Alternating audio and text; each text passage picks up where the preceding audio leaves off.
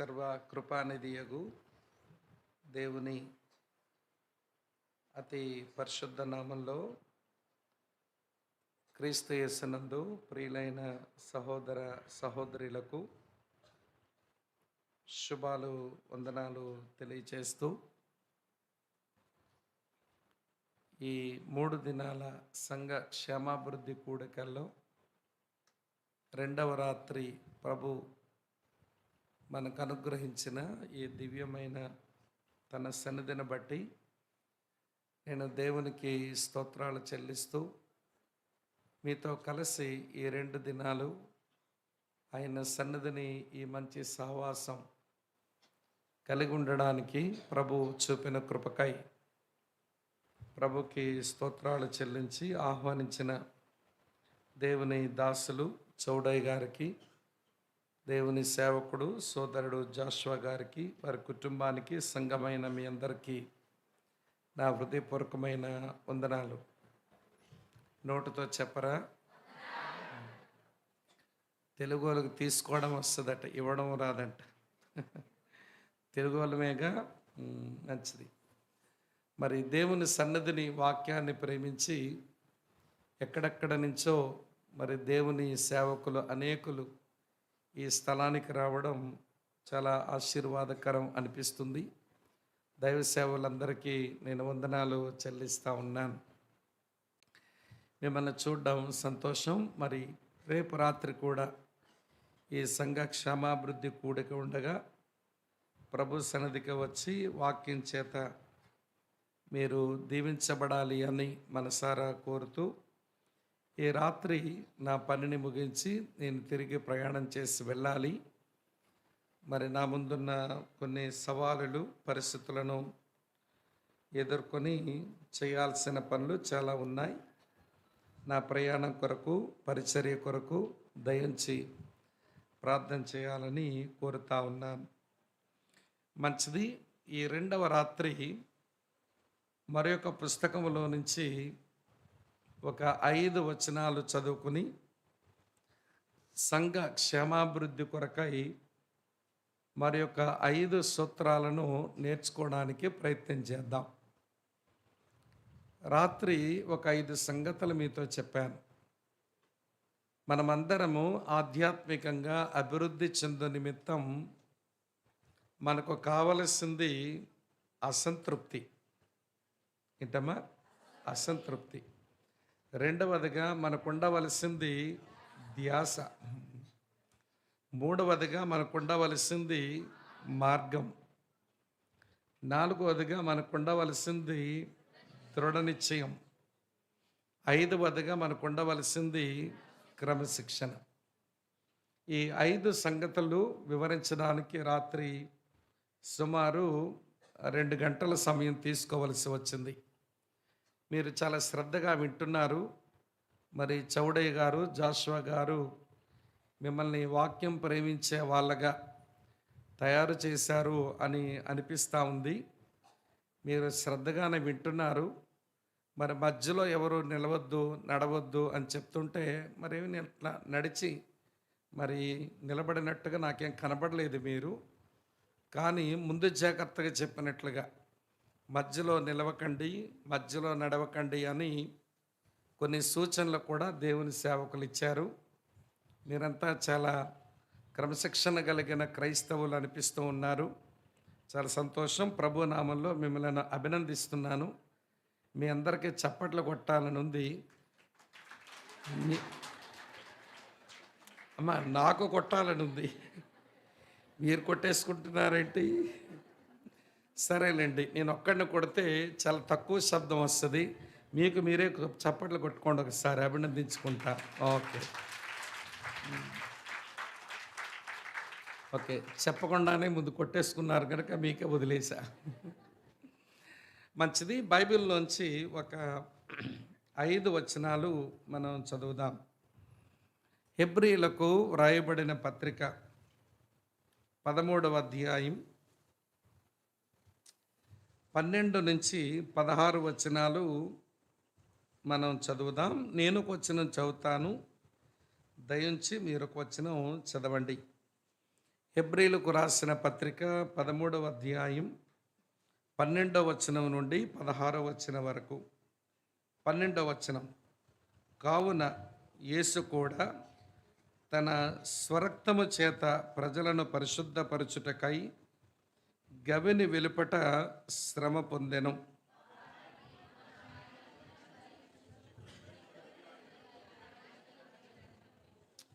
నిలువరమైన పట్టణం మనకిక్కడ లేదు, కానీ ఉండబోవచ్చున్న దానికోసం ఎదురు చూచుచున్నాము.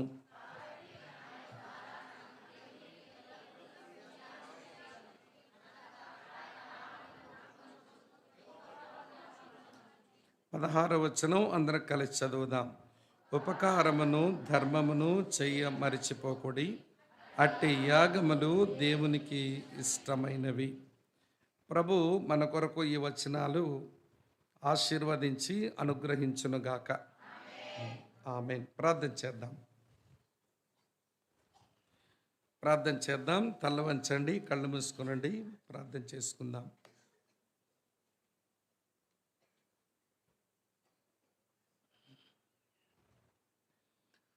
ప్రేమపూర్ణుడైన మా పరలోకపు మా ప్రియమైన తండ్రి, మీకు కృతజ్ఞత స్తోత్రాలు, మీకు వందనాలు. ఈ 3 దినములు సంఘ క్షమాభివృద్ధి కొరకై మీరు ఏర్పాటు చేయించి అనుగ్రహించిన ఈ కూడికల కొరకై మీకు స్తుతి వందనాలు చెల్లిస్తూ, ఒక రాత్రి మా మీద నుంచి గడిచింది, 2వ రాత్రి మీ సన్నిధిలో మేము కూర్చున్నాము. మా అక్కర కొలది మా అవసరమును బట్టి జీవము గల నీ వాక్యంతో మీరే మమ్మల్ని కలుసుకుంటారు అని నీ మాటలు వింటూ ఉండగా, నీ లేఖనాలు తెరవబడుతూ ఉండగా, ప్రభువా మా యొక్క హృదయాలను మీరు మండించమని, మా యొక్క మనోనేత్రాలు తెరవమని, మా పెదవులు కూడా తెరచి నిన్ను స్తుతించినట్లు, నీ సువార్త పనికి మా నోరు ఉపయోగించబడినట్లు కృపాకార్యం చేయండి. ఎంతో ఖర్చు, ఎంతో కష్టం, ఎంతో ప్రయాసతో ఏర్పాటు చేయబడిన ఈ సభలలో ప్రభువా మీరే మీ ఆత్మకార్యం జరిగించుదురని, బలహీనుడను నిష్ప్రయోజకుడైన నీ దాసుడను నన్ను బలపరిచి ఈ ప్రజల మేలు కొరకై మీరు వాడుకుందురని యేసుక్రీస్తు వారి ప్రశస్త నామంలోనే స్తోత్రాలు చెల్లించి అడిగి వేడిగి ప్రార్థిస్తున్నాము తండ్రి. ఆమెన్. ఆమెన్. ప్రభునందు ప్రియ సహోదర సహోదరులారా, ఈ దినములలో మనం ధ్యానం చేసుకోవలసిన పుస్తకం హెబ్రీలకు రాసిన పత్రిక అని నాకు అనిపిస్తుంది. ఈ దినాలలో మనం ధ్యానం చేయవలసిన పుస్తకం హెబ్రీలకు రాసిన పత్రిక అని అనిపిస్తుంది. నాకు అనిపించడమే కాదు, మీరు కూడా కొద్దిసేపు ఈ పుస్తకం గూర్చిన వివరాలు వింటే నిజంగా ఈ దినాల్లో ఇది చదువుకోవలసిన పుస్తకమే అని మీరు కూడా ఒక నిర్ధారణకు వచ్చేస్తారు. సరే, వివరాలు చెప్తాను, సావధానంగా వినండి. హెబ్రీయులు అంటే వారు యూదా మతానికి చెందినవారు. హెబ్రీయులు అంటే యూదా మతానికి చెందినవారు. హెబ్రీయులు అనే మాటకు అర్థం నది దాటి వచ్చిన వారు అని అర్థం. బైబిల్లో మొట్టమొదట హెబ్రీయుడు అని పిలువబడిన వాడు అబ్రహామే. అబ్రాహామును హెబ్రీయుడు అని ఎందుకు పిలిచినారు అంటే, యూఫ్రటీసు నదిని దాటి యువతలకు వచ్చినవాడు, నది దాటి వచ్చినవాడు అని అర్థమిచ్చే పేరు ప్రియులారా హెబ్రీయుడు. ఆయన సంతానమందరినీ హెబ్రీయులు అని అంటారు. హెబ్రీయులైన వీరు యూదా మతానికి చెందినవారు. ప్రియమిత్రులారా, యూదా మతం ఈ ప్రపంచంలోనే చాలా నిష్ట కలిగినటువంటి మతం. ఈ మతానికి ఉన్నంత నిష్ట ఇక ప్రపంచంలో ఏ మతానికి ఉండదు. కారణం ఏంటి అని అంటారా, దేవుడు వారికి ఇచ్చినటువంటి ధర్మశాస్త్రమే వారిని అంత నిష్ఠాపరులుగా చేసిందన్నమాట. దేవుడు వారికి ఇచ్చిన ధర్మశాస్త్రంలో ఎన్ని ఆజ్ఞలు ఉన్నాయి అనుకుంటున్నారు?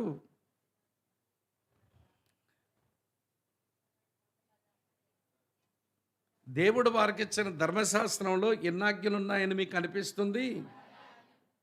10 ఆజ్ఞల. సండే స్కూల్ పిల్లల జవాబు అది, ఎదుగునోళ్ళ జవాబు కాదు. ఏమంటే ధర్మశాస్త్రంలో దేవుడు వారికి ఇచ్చిన ఆజ్ఞలన్నీ కలిపితే 613 ఆజ్ఞలు ఇచ్చాడు. 613 ఆజ్ఞల్ని 4 భాగాలుగా విడగొట్టారు. అందులో మొదటి భాగం సెర్మోనియల్ అంటారు. అంటే దేవుని దగ్గరకు వచ్చినప్పుడు ఎట్లా రావాలి, దేవునికి ఏదైనా అర్పించినప్పుడు ఏమర్పించాలి అనే సంగతులు దేవుడు చెప్పాడు. దీన్ని సెర్మోనియల్లా అనగా సంస్కారపు చట్టాలు అని అంటారు. రెండవ ఆజ్ఞలు సివిల్లా అన్నారు, పౌర చట్టాలు. అంటే మీరు కనాను దేశంలో నా ప్రజలుగా బ్రతుకుతున్నప్పుడు మీరు ఎలా జీవించాలో చెబుతాను వినండి అని దేవుడు ఎన్నో ఆజ్ఞలు ఇచ్చాడు. వాటిని సివిల్లా అని అంటారు. దీనితో పాటు ప్రియమైన స్నేహితులారా, సోషల్లా ఇచ్చాడు దేవుడు, సాంఘిక చట్టాలు. అంటే నా కనాను దేశంలో మీరు బ్రతుకుతున్నప్పుడు మీరు ఒకరితో ఒకరు జీవించవలసిన జీవన విధానం ఇట్లా ఉండాలి అని దేవుడు చెప్పాడు. దాని సాంఘిక చట్టాలు అన్నారు. చివరికి దేవుడు ఆహార చట్టాలు కూడా ఇచ్చాడు. ఏది తినవచ్చునో చెప్పాడు, ఏది తినరాదో కూడా చెప్పాడు. దాన్ని ఫుడ్లా అని అంటారు. ఈ 4 రకాల చట్టాలు మొత్తం కలిపితే 613 ఆజ్ఞలు దేవుడు అనుగ్రహించాడు. ఇన్ని ఆజ్ఞలు ఉన్న కారణం చేత వారు చాలా నిష్ట కలిగినటువంటి మనుషులుగా వారు బ్రతుకుతూ వచ్చారు. అయితే వారి దగ్గరకు ప్రభు అయిన యేసుక్రీస్తు వారి యొక్క సువార్త వచ్చింది. వారి సువార్తనందు విశ్వాసం ఉంచి వారు దేవుని బిడ్డలై క్రైస్తవులు అని పిలువబడుతున్నారు. వారు ఎప్పుడైతే క్రైస్తవులుగా మారారో వారికి శ్రమలు సంభవించినాయి. అక్క చెల్లి తమ్ముడన్న వినండి, ఈ భూమి మీద క్రైస్తవ సంఘం ఆరంభించబడిన నాట నుండి నేటి వరకు ఏదో ఒక మతము నుండి ఈ క్రైస్తవ సంఘమును శ్రమ వస్తుంది. అలాగనే ఏదో ఒక ప్రభుత్వం నుంచి ఈ క్రైస్తవ సంఘానికి శ్రమ వస్తూనే ఉంది. మరి ఆ రోజుల్లో ఈ హెబ్రీయులు అంటే యోధా మతం చెందిన వారు వీళ్ళు క్రైస్తవులుగా మారిపోతే వాళ్ళ పాత మతం యోధా మతం వాళ్ళు వీళ్ళని ఇబ్బంది పెట్టడం మొదలుపెట్టారు. ఇది చాలదన్నట్టు అప్పుడు వారిని పరిపాలన చేస్తున్నటువంటి రోమీయులు వీళ్ళని చాలా హింసిస్తూ వచ్చారు.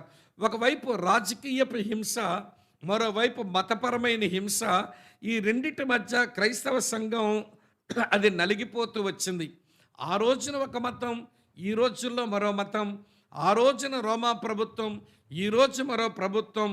ఎప్పుడూ క్రైస్తవ సంఘానికి శ్రమలు సర్వసాధారణమైన విషయం.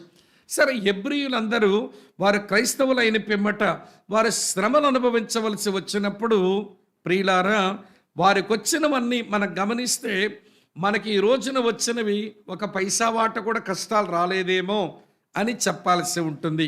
ముందు చూపిస్తాను, వారికి ఏమొచ్చినాయో చదువుదాం మనం. హెబ్రీయులకు రాసిన పత్రిక 10వ అధ్యాయం చదువుతాను చూడండి. 32వ వచనం నుంచి 34వ వచనం వరకు. ఒక్కొక్క వచనంలో 2 అనుభవాలు వారికి వచ్చాయి. వాటిని విడగొట్టే చెప్తాను, దాన్ని మీరు రౌండప్ చేయండి. 32వ వచనం ఇలా ఉంది: అయితే మీరు వెలిగించబడిన మీదట శ్రమలతో కూడిన గొప్ప పోరాటమును సహించిన పూర్వపు దినములు జ్ఞాపకానికి తెచ్చుకోండి అన్నాడు. గమనించారా? ఈ వచనంలో 2 పదాలు. ఒకటి శ్రమలతో, ఆ మాట రౌండప్ చేయండి. శ్రమలు వచ్చినాయి వీళ్లకు. దాని వెంటనే గొప్ప పోరాటము అన్నాడు. పోరాటము అనే మాట మళ్ళీ రౌండప్ చేయండి. అంటే వీళ్ళు క్రైస్తవులైన తర్వాత శ్రమలు అనుభవించవలసి వచ్చింది, పోరాటాలు అనుభవించవలసి వచ్చిందన్నమాట. ఆ వచనంలో 2 అనుభవాలు. 33వ వచనం చదువుతున్నాను చూడండి. ఒక విధముగా చూచితే మీరు నిందలను బాధలను అనుభవించుట చేత 10 మందిలో ఆరడపడితిరి. మరి ఒక విధముగా చూచితే వాటిని అనుభవించిన వారితో పాలివారైతిరి. ఈ 33వ వచనంలో నిందలు అనే మాట రౌండప్ చేయండి, బాధలు అనే మాట కూడా రౌండప్ చేయండి. అంటే ప్రభువుని నమ్మిన తర్వాత నిందలు వచ్చినాయి. ఎందుకంటే నిందలు వచ్చినాయి? ఆ రోజు ఈ రోజు ఇలాంటి నిందలే వస్తున్నాయి. క్రైస్తవులంతా మందిరంలో కూర్చొని, అమ్మ వింటున్నారు కదూ, ఇది ప్రభు యొక్క శరీరం, దీన్ని తినప్పుడల్లా ఆయన జ్ఞాపకం చేసుకోండి అంటున్నారు. ఇది ప్రభు అయిన యేసుక్రీస్తు ఒక రక్తం, దీన్ని తాగినప్పుడల్లా మీరు ఆయన జ్ఞాపకం చేసుకోండి అంటున్నారు. ఇక్కడ విరిచింది రొట్టె, ఇక్కడ ఇచ్చింది ద్రాక్షారసం, కానీ మాటలు ఏమని వినబడుతున్నాయి బయటికి? శరీరము రక్తమని వినబడుతున్నాయి. ఈ బయట వాళ్ళు ఏమనుకుంటున్నారంటే ఈ క్రైస్తవులు నరమాంస భక్షకులు. ఎవరండి వీళ్ళు? నరమాంస భక్షకులు. వీరు ఎవరు శరీరమో తింటున్నారట, ఎవరు రక్తమో తాగుతున్నారట అని వాళ్ళు అపార్థం చేసుకుని అపోహలు మాట్లాడుకుని బాగా నిందిస్తున్నారు. ఈ మధ్యకాలం మన ఆంధ్ర రాష్ట్రంలో కూడా మన తోటి సహోదరులు, మనతో కలిసి బ్రతుకుతున్న పౌరులు ఇలాగ అపార్థం చేసుకుని మీరు నరమాంస భక్షకులు అంటున్నారు. మీరు శరీరం తింటారంటగా, మీరేదో రక్తం తాగుతారంటగా. మేము తినేది శరీరం కాదు, ఒక ఆయన యొక్క శరీరానికి సాదృశ్యమైన రొట్టెని తింటాం. అది కూడా రొట్టంతా చిన్న ముక్క తింటాం. ఆయన రక్తమునకు సాదృశ్యమైన ద్రాక్షారసం త్రాగుతాం. ద్రాక్షారసం అంతా తాగం, ఒక చిన్న చుక్క తాగుతామంతే. ఎందుకు ఇదంతా? ఆయన మరణమును జ్ఞాపకం చేసుకోవడానికి చేసే పని. ఈ మాటలు వాళ్ళకి అర్థం కాక ఆ రోజున నిందలు వేశారు, ఈ రోజున కూడా నిందలు వేస్తూనే ఉన్నారు లోకంలో. వింటున్నారా లేదా? మీరు అర్థమవుతున్నాయా? కనుక నిందలు వచ్చినాయి, దీనితో పాటు బాధలు వచ్చినాయంట. ఈ వచనంలో 2 ఇప్పటికి ఎన్ని చెప్పాను మీకు? శ్రమలు వచ్చాయి, పోరాటాలు వచ్చాయి, నిందలు వచ్చాయి, బాధలు కూడా వచ్చాయి. 34 వచనం చదువుతాను చూడండి. ఎలాగనగా మీరు ఖైదులో ఉన్నవారిని కరుణించి మీకు మరి శ్రేష్టమైనదియు స్థిరమైనదియు అయిన స్వాస్థ్యమున్నదని ఎరిగి మీ ఆస్తిని కోల్పోవుటకు సంతోషంగా ఒప్పుకుంటేనని రాసి ఉంది. అమ్మ వింటున్నారా మీరంతా? ఏమొచ్చినాయి వీళ్ళకంటే? ఖైదులు వచ్చినాయి. కొంతమంది చెరసాలలో పెట్టబడుతున్నారు. ఏం నేరం చేశారు వీళ్ళు? వీళ్ళనెందుకు జైల్లో పెట్టాలి? వారు యేసు ప్రభువుని నమ్ముకొని వారి జీవితాలు మార్చుకొని సంఘానికి, సమాజానికి, కుటుంబాలకు వీళ్ళు ప్రయోజకులుగా మారి పరివర్తన చెందితే వాళ్ళని లోపల పడేస్తున్నారు, ఖైదులు పడేస్తున్నారు. కొంతమంది చెరసాల పాలయ్యారు, మరి కొంతమంది చెరసాల్లో ఉన్నవారిని విడిపించడానికి.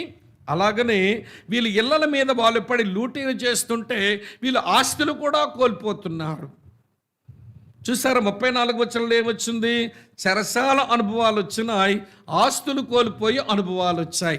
మిట్టకు ఈ 3 వచనాల్లో నేను 6 సంగతులు మీతో చెప్పాను. ఎప్పుడొచ్చినాయి ఇవన్నీ? వారి పాత మతములో, అమ్మ వింటున్నారా? వారి పాత మతములో శ్రేష్టమైనవి లేవు, అది మతం దేవుడిచ్చింది, అందులో మంచివి ఉన్నాయి. మంచి వాటిని వదులుకొని శ్రేష్టమైన వాటి కొరకు మేము వచ్చినామని వీళ్ళు భక్తి చేస్తుంటే శ్రమలు, పోరాటాలు, నిందలు, బాధలు, చెరసాల, చివరికి ఆస్తులు కోల్పోవడం. ఈ పరిస్థితులన్నీ రాగానే కొంతమంది అనుకుంటున్నారు మనం గర్వాపసి చేద్దాం. ఏం చేద్దాం? గర్వాపసి చేద్దాం. మన పాత మతానికి వెళ్ళిపోదాం, మన పాత మతానికి మనం వెనక వెళ్ళిపోదాం. యేసు ప్రభువుకు ఒక నమస్కారం పెట్టి ఈ క్రైస్తవ్యానికి సలాం కొట్టి మీకు ఇన్ని ఇబ్బందులు తెచ్చే ఈ మార్గం మనకెందుకులేండి, ఆ యేసు మనకెందుకు, వెనక్కి వెళ్ళిపోదాం అనుకుంటున్నారు. అమ్మ వింటున్నారా? అప్పుడు భక్తుడు ఏమండి వారికి రాసిన పత్రిక, హెబ్రీలకు రాసిన పత్రిక, ఈ పత్రికను పరిశుద్ధాత్మ దేవుడు ప్రేరేపించి రాయించి ఒరే బాబు వెనక్కి వెళ్ళకండి అని చెప్పడానికి ఆయన రాసిన మాటలు చదువుతాను చూడండి. హెబ్రీలకు రాసిన పత్రిక 10వ అధ్యాయం 38వ వచనం, నేను 39వ వచనం చదువుతాను వినండి. 38, 39. నా ఎదుట నీతిమంతుడైన వాడు విశ్వాస మూలముగా జీవించును గాని అతను వెనుక తీసిన ఎడల అతని యందు నా ఆత్మక సంతోషము వెనక తీయకండి. మీరు వెనుక తీశారనుకోండి, మీ యందు దేవునాత్మకి సంతోషం ఉండదు అన్నాడు. తర్వాత 39వ వచనంలో అయితే మనం నశించుటకు వెనుక తీయవారము కాము గాని ఆత్మను రక్షించుకొనుటకు విశ్వాసము గలవారమై ఉన్నాము. ఒకవేళ మీరు వెనుక తీశారు అనుకోండి, మీ యందు దేవునాత్మక సంతోషం ఉండదు, చివరికి మీ ఆత్మను మీరు నశింపజేసుకునే వాళ్ళు అవుతారు. అమ్మ వింటున్నారు కదూ?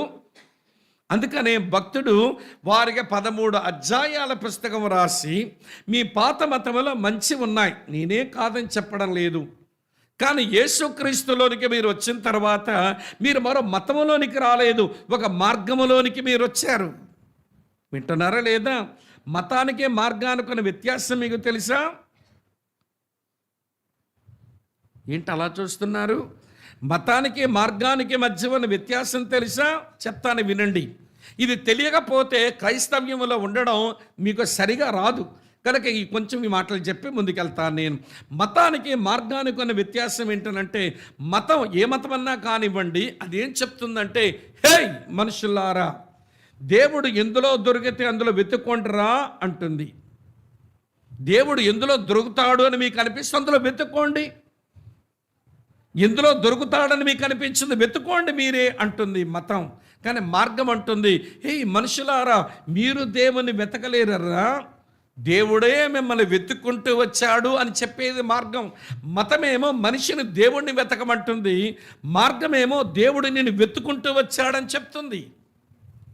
అందుకనే కదా యేసయ్య అన్నారు లూకాసు వార్త 19వ అధ్యాయం 10వ వచనంలో, నశించిన దానిని వెదక రక్షించుటకు మనుష్య కుమారుడు ఈ లోకమునకు వచ్చెను. నిన్ను వెతుక్కుంటూ వచ్చిన దేవుడు మార్గంలో దొరుకుతాడు. నువ్వు వెతుక్కునే దేవుళ్ళు మతంలో ఎవరైనా దొరికితే దొరుకుతారేమో నీకు. వింటున్నారా లేదా మీరు? మతానికి మార్గానుకున్న వ్యత్యాసం ఏంటి అంటే, రెండవది, మతం ఎప్పుడు బాహ్యాచారాలకు ప్రాధాన్యత ఇస్తుంది. ఒళ్ళు కడుక్కో, బట్ట మార్చుకో, తలనీనాలు కొంచెం ఇవ్వు అని ప్రియుల మతాలు ఏ మతమైనా కావచ్చు, అది బాహ్య ఆచారాలకు ప్రాధాన్యత ఇస్తుంది. బాహ్య ఆచారాలు బాగా చేస్తూనే ఉంటాం, కానీ లోపల మాత్రం అది కుళ్ళు, అది దోపు, అది అజితేంద్రియం, మత్సరంతోనే లోపల నిండి ఉంటుంది. బయటికి బాగా కడుగుతారు, కానీ లోపల మాత్రం అశుద్ధం ఉంటుంది. అందుకని యేసయ్య అన్నాడు, మీరు సున్నం కొట్టిన సమాధుల్లాంటోళ్ళ మతస్థులారా అన్నాడు. మీరు సమాధికి మీరు సున్నం కొట్టారు, కానీ లోపల మాత్రం కుళ్ళుంది. మీరు గిన్నెను వెలుపల తోముతారు, లోపలది దోపుతో అజితేంద్రంతో నిండి ఉంటుంది. అంతా వెలుపల సంగతి మతం చెప్పేది. మార్గం ఏమంటుందో తెలుసా? దేవుడు ఆసక్తిని చూపించేది నీ బాహ్య శుద్ధి కాదు, నీ అంతరంగ శుద్ధిని ఆయన కోరుతున్నాడు. దేవుని స్తోత్రం చెబుదామా? దేవుడు ఏం కోరుతున్నాడు? అంతరంగమందు సత్యమును కోరే దేవుడు అంతరంగమందు శుద్ధిని కోరుతున్నాడు. ఆయన మనస్సాక్షిని కడుక్కోమంటాడు, నీ హృదయాన్ని పవిత్రపరచుకోమంటాడు, నీ మనసును మార్చుకోమంటాడు. ఒళ్ళు కడుక్కో, గొడ్డలు మార్చుకో, లేక బాహ్య సంబంధమైన ఆచారం చెయ్యని చెప్పదు మార్గం. వింటున్నారా లేదా మీరు? సరే, మూడో సంగతి చెప్తాను వినండి. మతం ఎప్పుడు దేవుని యొద్ద నుంచి ఏదో ఆశించే చేస్తుంది. దేవుని దగ్గరికి నేను ఎందుకు వచ్చినాను, ఆ దేవుని దగ్గర నుంచి నాకేదో ప్రయోజనం కలుగుతుందని. మార్గంలోకి వచ్చిన వాళ్ళు ఆ దేవుని దగ్గర నుంచి ఏదో వస్తుందని రాకూడదు. ఆయన దేవుడు గనక ఆయన దేవుడుగా నమ్మి ఆయన వెంబడిస్తానని రావాలి. మళ్ళీ క్రైస్తవ్యంలో కూడా ఈ మాయిదార మంది ఎక్కువైపోయారు. ఎవరి మాయిదార మంది అంటే, యేసయ్య దగ్గర నుంచి ఏదో లాభం పొందడానికి వస్తారు వీళ్ళు. మళ్ళీ వీళ్ళ మతస్థ ఆచారం అది. మళ్ళీ మేము మార్గంలో ఉన్నామని చెబుతారేంటి? ఆశించి చేసేది మతం, ఆశించకుండా దేవుణ్ణి దేవునిగా ఎరిగి నమ్మి వెంబడించేది మార్గం. ఇది కొంచెం అర్థం మొదలండి, కష్టమే. ఎందుకంటే మనం బాగా విన్న సువార్త ఏంటనంటే, యేసు ప్రభు నమ్మకో నీకు జబ్బు తగ్గుద్ది, యేసు ప్రభు నమ్మకో నీ అప్పు తీరుద్ది, యేసు ప్రభు నమ్మకో నువ్వు ఇల్లు కడతావు, యేసు ప్రభు నమ్మకో నీ పిల్లకి పిల్లవుద్ది, యేసు ప్రభు నమ్మకో నీ పిల్లకి మరొక పిల్ల పుట్టుద్ది, నువ్వు యేసు ప్రభు నమ్మకో నీ పిల్లగాడికి ఉద్యోగం వస్తుంది. ఇదే కదా మనం విన్న సువార్త. ఇది దగులుబజీ సువార్త. ఇది అంటే దేవుడు ఇవన్నీ చేయడం నేను చెప్పడం లేదు, వీటిని ఎరగా చూపించి పిలవటం అది మరో మతం, అది మార్గం కాదు. అందుకని పరలోకంలో జరిగే ఒక చిన్న పోరాటం జ్ఞాపకం చేయనా మీకు? ఉన్నారా లేదు? ఇక్కడ పరలోకంలో జరిగే పోరాటం జ్ఞాపకం చేస్తాను. సాతానుడు ఒక మారు దేవుని ముందుకు వచ్చాడు. రాగానే దేవుడు అన్నాడు, హే ఎక్కడి నుంచి వచ్చినావు నువ్వు అంటే, భూమి మీద అటు ఇటు తిరిగి వచ్చాను అన్నాడు వాడు. అప్పుడు ప్రభు అన్నాడు, నా సేవకుడైన యోబు సంగతి ఆలోచించావా అన్నాడు. అంటే సాతానుడు అన్నా, అవును నాకు తెలుసు, నా సేవకుడని యోబు ఎలాంటి వాడనంటే యథార్థవర్తనుడు, న్యాయవంతుడు, నా ఎడల భయభక్తులు కలిగి చెడుతనమని విసర్జించిన వాడు నా సేవకుడని యోబు అని దేవుడు భలే గర్వంగా యోబు గురించి చెప్పాడు. అప్పుడు సాతానుడు అన్నాడు, ఏంటి పెద్దని సేవకుని గురించి గొప్ప కబుర్లు చెప్తున్నావు? ఏంటి నీ సేవకుడని యోబు గురించి పెద్ద కబుర్లాడుతున్నావు? అతని సంపద చుట్టూ నువ్వు కంచి వేశావు, అతని సంతానం చుట్టూ కంచి వేశావు, అతని శరీరం చుట్టూ నీ కంచి వేశావు, అతనికి అన్ని ఇచ్చి అతని దగ్గర నుంచి పూజను పొందుకుంటున్నావు. అసలు నువ్వెవరవో చెప్పనా?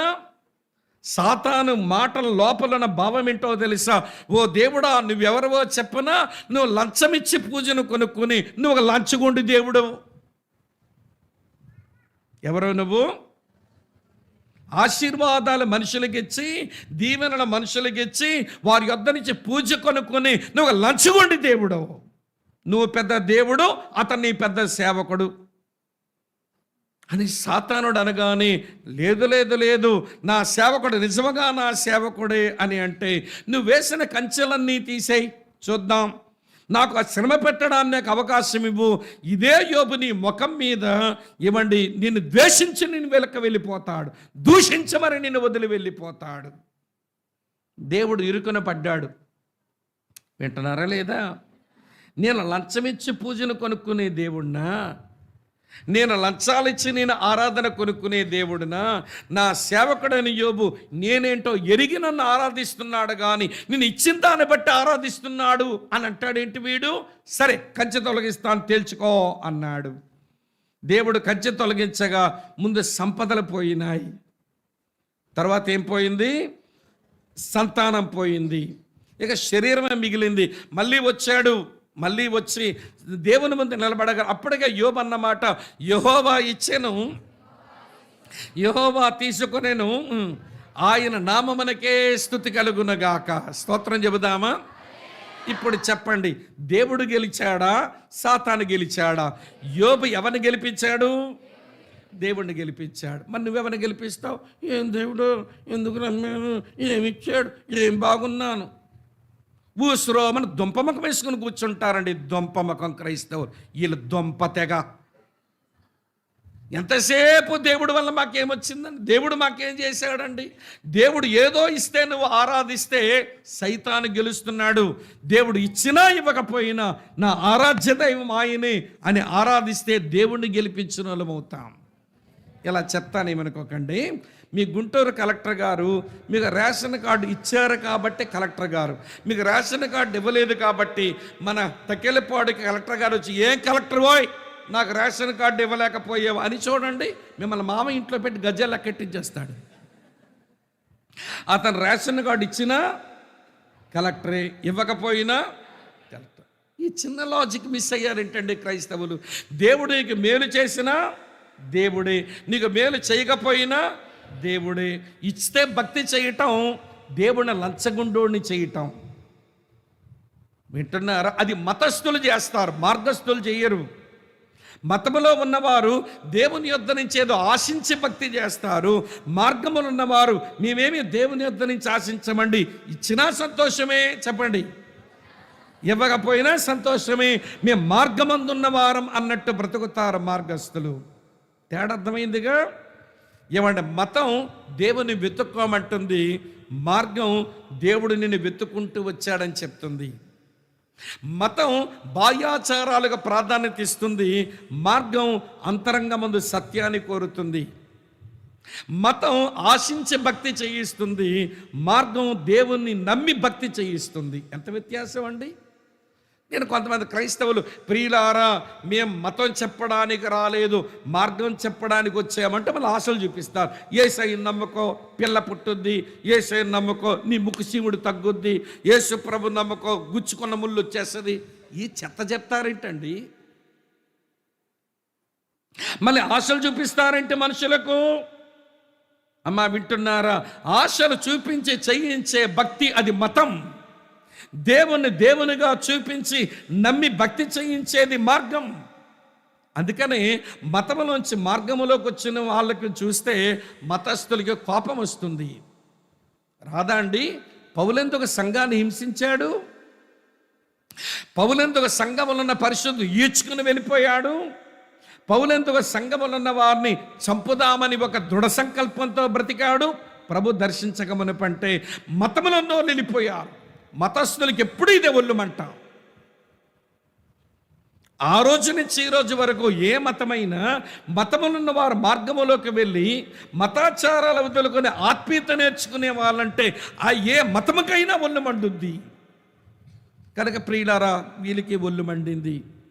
యోధా మతానికి చెందిన వారు హెబ్రీయులు మీరు వెళ్ళిపోయారని వీళ్ళ శ్రమలు పెట్టారు, పోరాటాలు కలిగించారు, నిందలేస్తున్నారు, బాధలు కలిగిస్తున్నారు, జైల్లో పెట్టారు, చివరికి లూటీ చేసేస్తున్నారు. ఇక ఎందుకురా బాబు అనుకుంటున్నారు పాపం వీళ్ళు. ఈ 66 పుస్తకాలు చేతిలో ఉండి మా బోటి బోధకులు ఎంత బోధ చేసినా కానీ మళ్ళీ వెనక్కిపోదాములే, ఈ కష్టాలు అబడ పడతాడనే మనస్తత్వంతో బ్రతుకుతుంటే ఆ రోజుల్లో వారికి ఇంత బైబిల్ లేదండి. ఇన్ని వివరాలు చెప్పగలిగిన దైవ సేవకులు లేరండి. అందుకని యేసు ప్రభుకు నమస్కారం పెట్టి ఈ క్రైస్తవ మార్గానికి సలాము కొట్టి వెనక్కి వెళ్ళిపోదామంటే వెనక్కి వెళ్ళకండి. మీరు వెనుక తీసిన ఎడల దేవుని ఆత్మగా మీలో సంతోషం ఉండదు. మీరు వెనుక తీసిన ఎడల మీ ఆత్మను నశింపజేసుకునే వారు అవుతారు. మీరు ఇదివరకున్న మతంలో మంచి ఉన్నాయి, నేను ఇచ్చానుగా ఆ మతంలోనివన్నీ, నా సేవకుడైన మోషే ద్వారా ఇచ్చానుగా, అవి మంచివే. కానీ మంచివాడితో ఆగిపోకండి.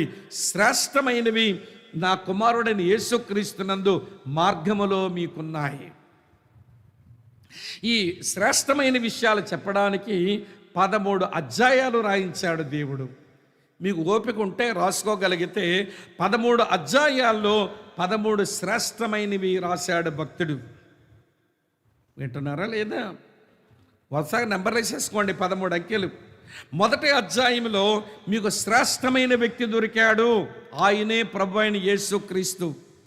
ఆయన ఎవడ ప్రవక్తల కంటే శ్రేష్ఠుడు, ఆయన దేవదూతల కంటే శ్రేష్ఠుడు. ఆయన నమ్ముకున్నారు మీరు. శ్రేష్టమైన వ్యక్తి మొదటి అధ్యాయం.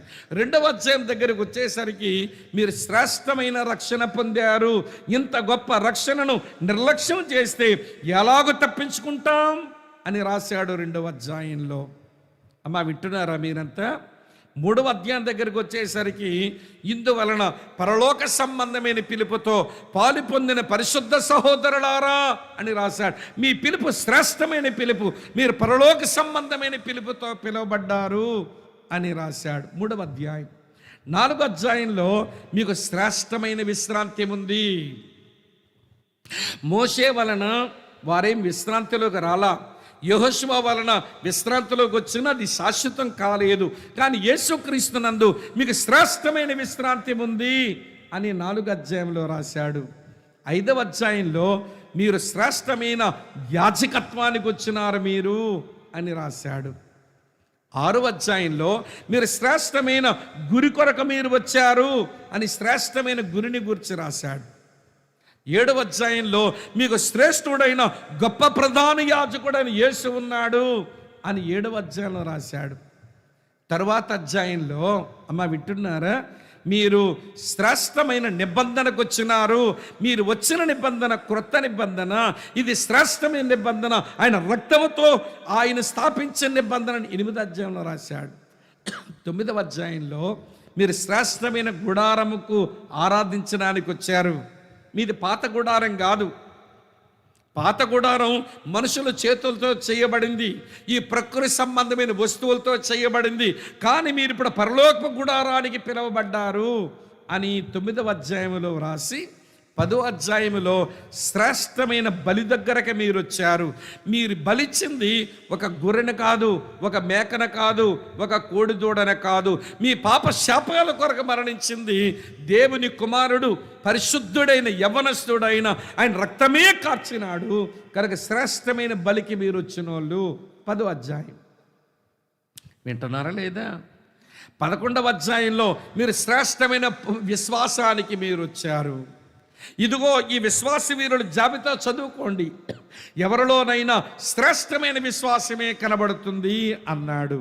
12వ అధ్యాయంలో మీరు శ్రేష్టమైన పరుగుకు మీరు వచ్చారు అంటూ రాసి, ఇంత గొప్ప సాక్షి సమూహం మేఘం వల్లే ఆవరించి ఉన్నందున సులువుగా చిక్కులు పెట్టే పాపాన్ని, ప్రతి భారాన్ని విడిచిపెట్టి మీ పరుగును మీరు ముందుకు పరిగెత్తండి అని రాశాడు. అమ్మ వింటున్నారా? 13వ అధ్యాయం దగ్గరికి వచ్చినప్పుడు మీరు శ్రేష్టమైన జీవితానికి పిలువబడ్డారు, ఈ జీవితం జీవించండి అన్నాడు. అమ్మ అర్థమవుతుందా? మళ్ళీ చెప్పనా?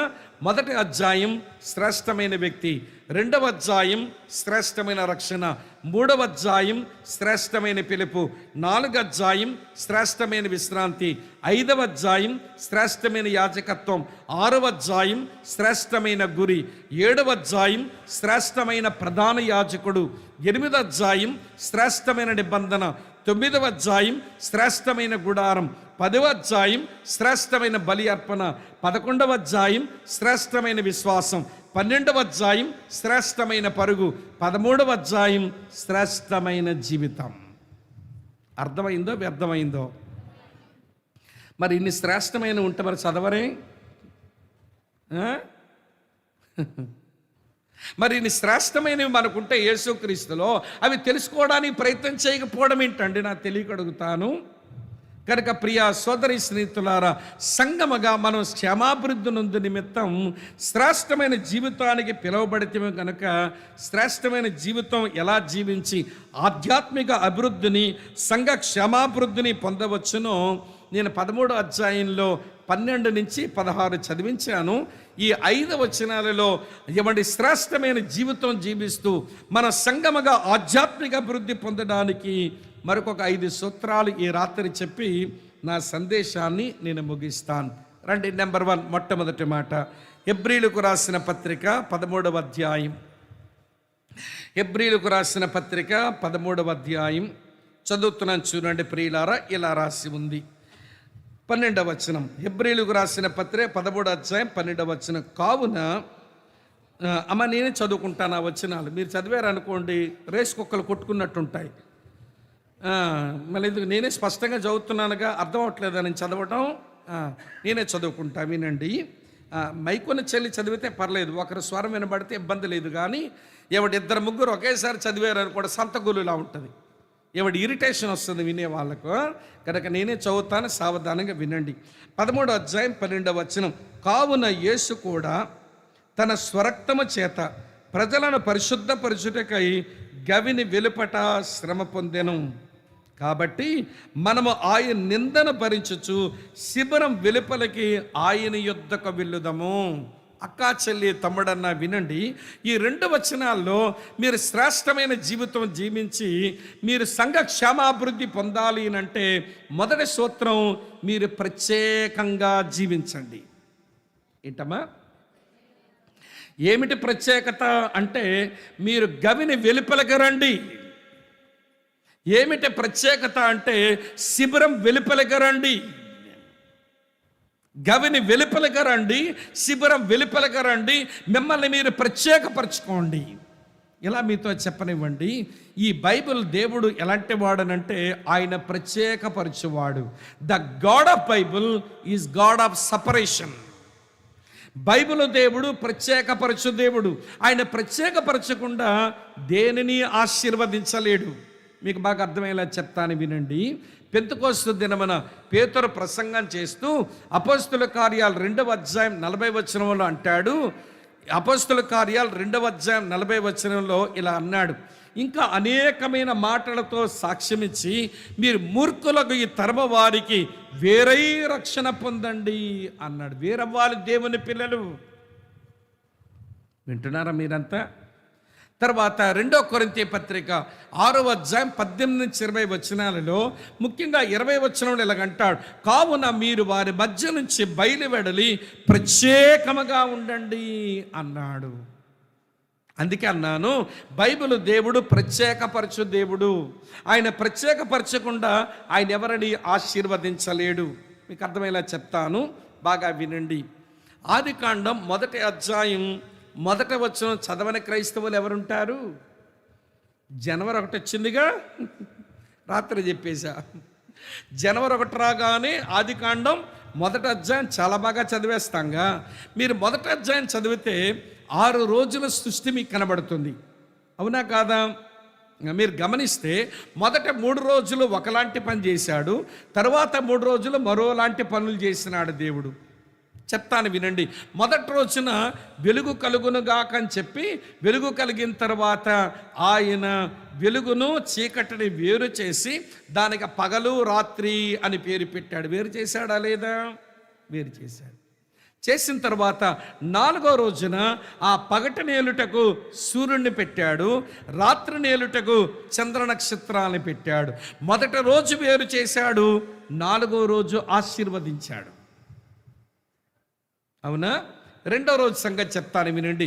జలములన్నీ ఒక చోట ఉంటే ఆ జలములను వేరు చేసి పై జలములకు ఆకాశం అన్నాడు, క్రింది జలములకు సముద్రాలు అన్నాడు. 2వ రోజున వేరు చేశాడు. 5వ రోజున ఏం చేశాడో తెలుసా? ఆ పై జలములో పక్షులను పెట్టి నింపాడు, కింద జలముల్లో సముద్రాలను పెట్టి నింపాడు. అంటే 2వ రోజున వేరు చేశాడు, 5వ రోజున ఆశీర్వదించాడు. వింటున్నారు కదూ? 3వ రోజున జలములలో ఆరిన నేల కనబడును గాకని చెప్పి దాన్ని బయటకు తీసి భూమి అని దానికి పేరు పెట్టాడు. ఆయన 6వ రోజున ఆయన చేసిన పనేంటో తెలుసా అండి?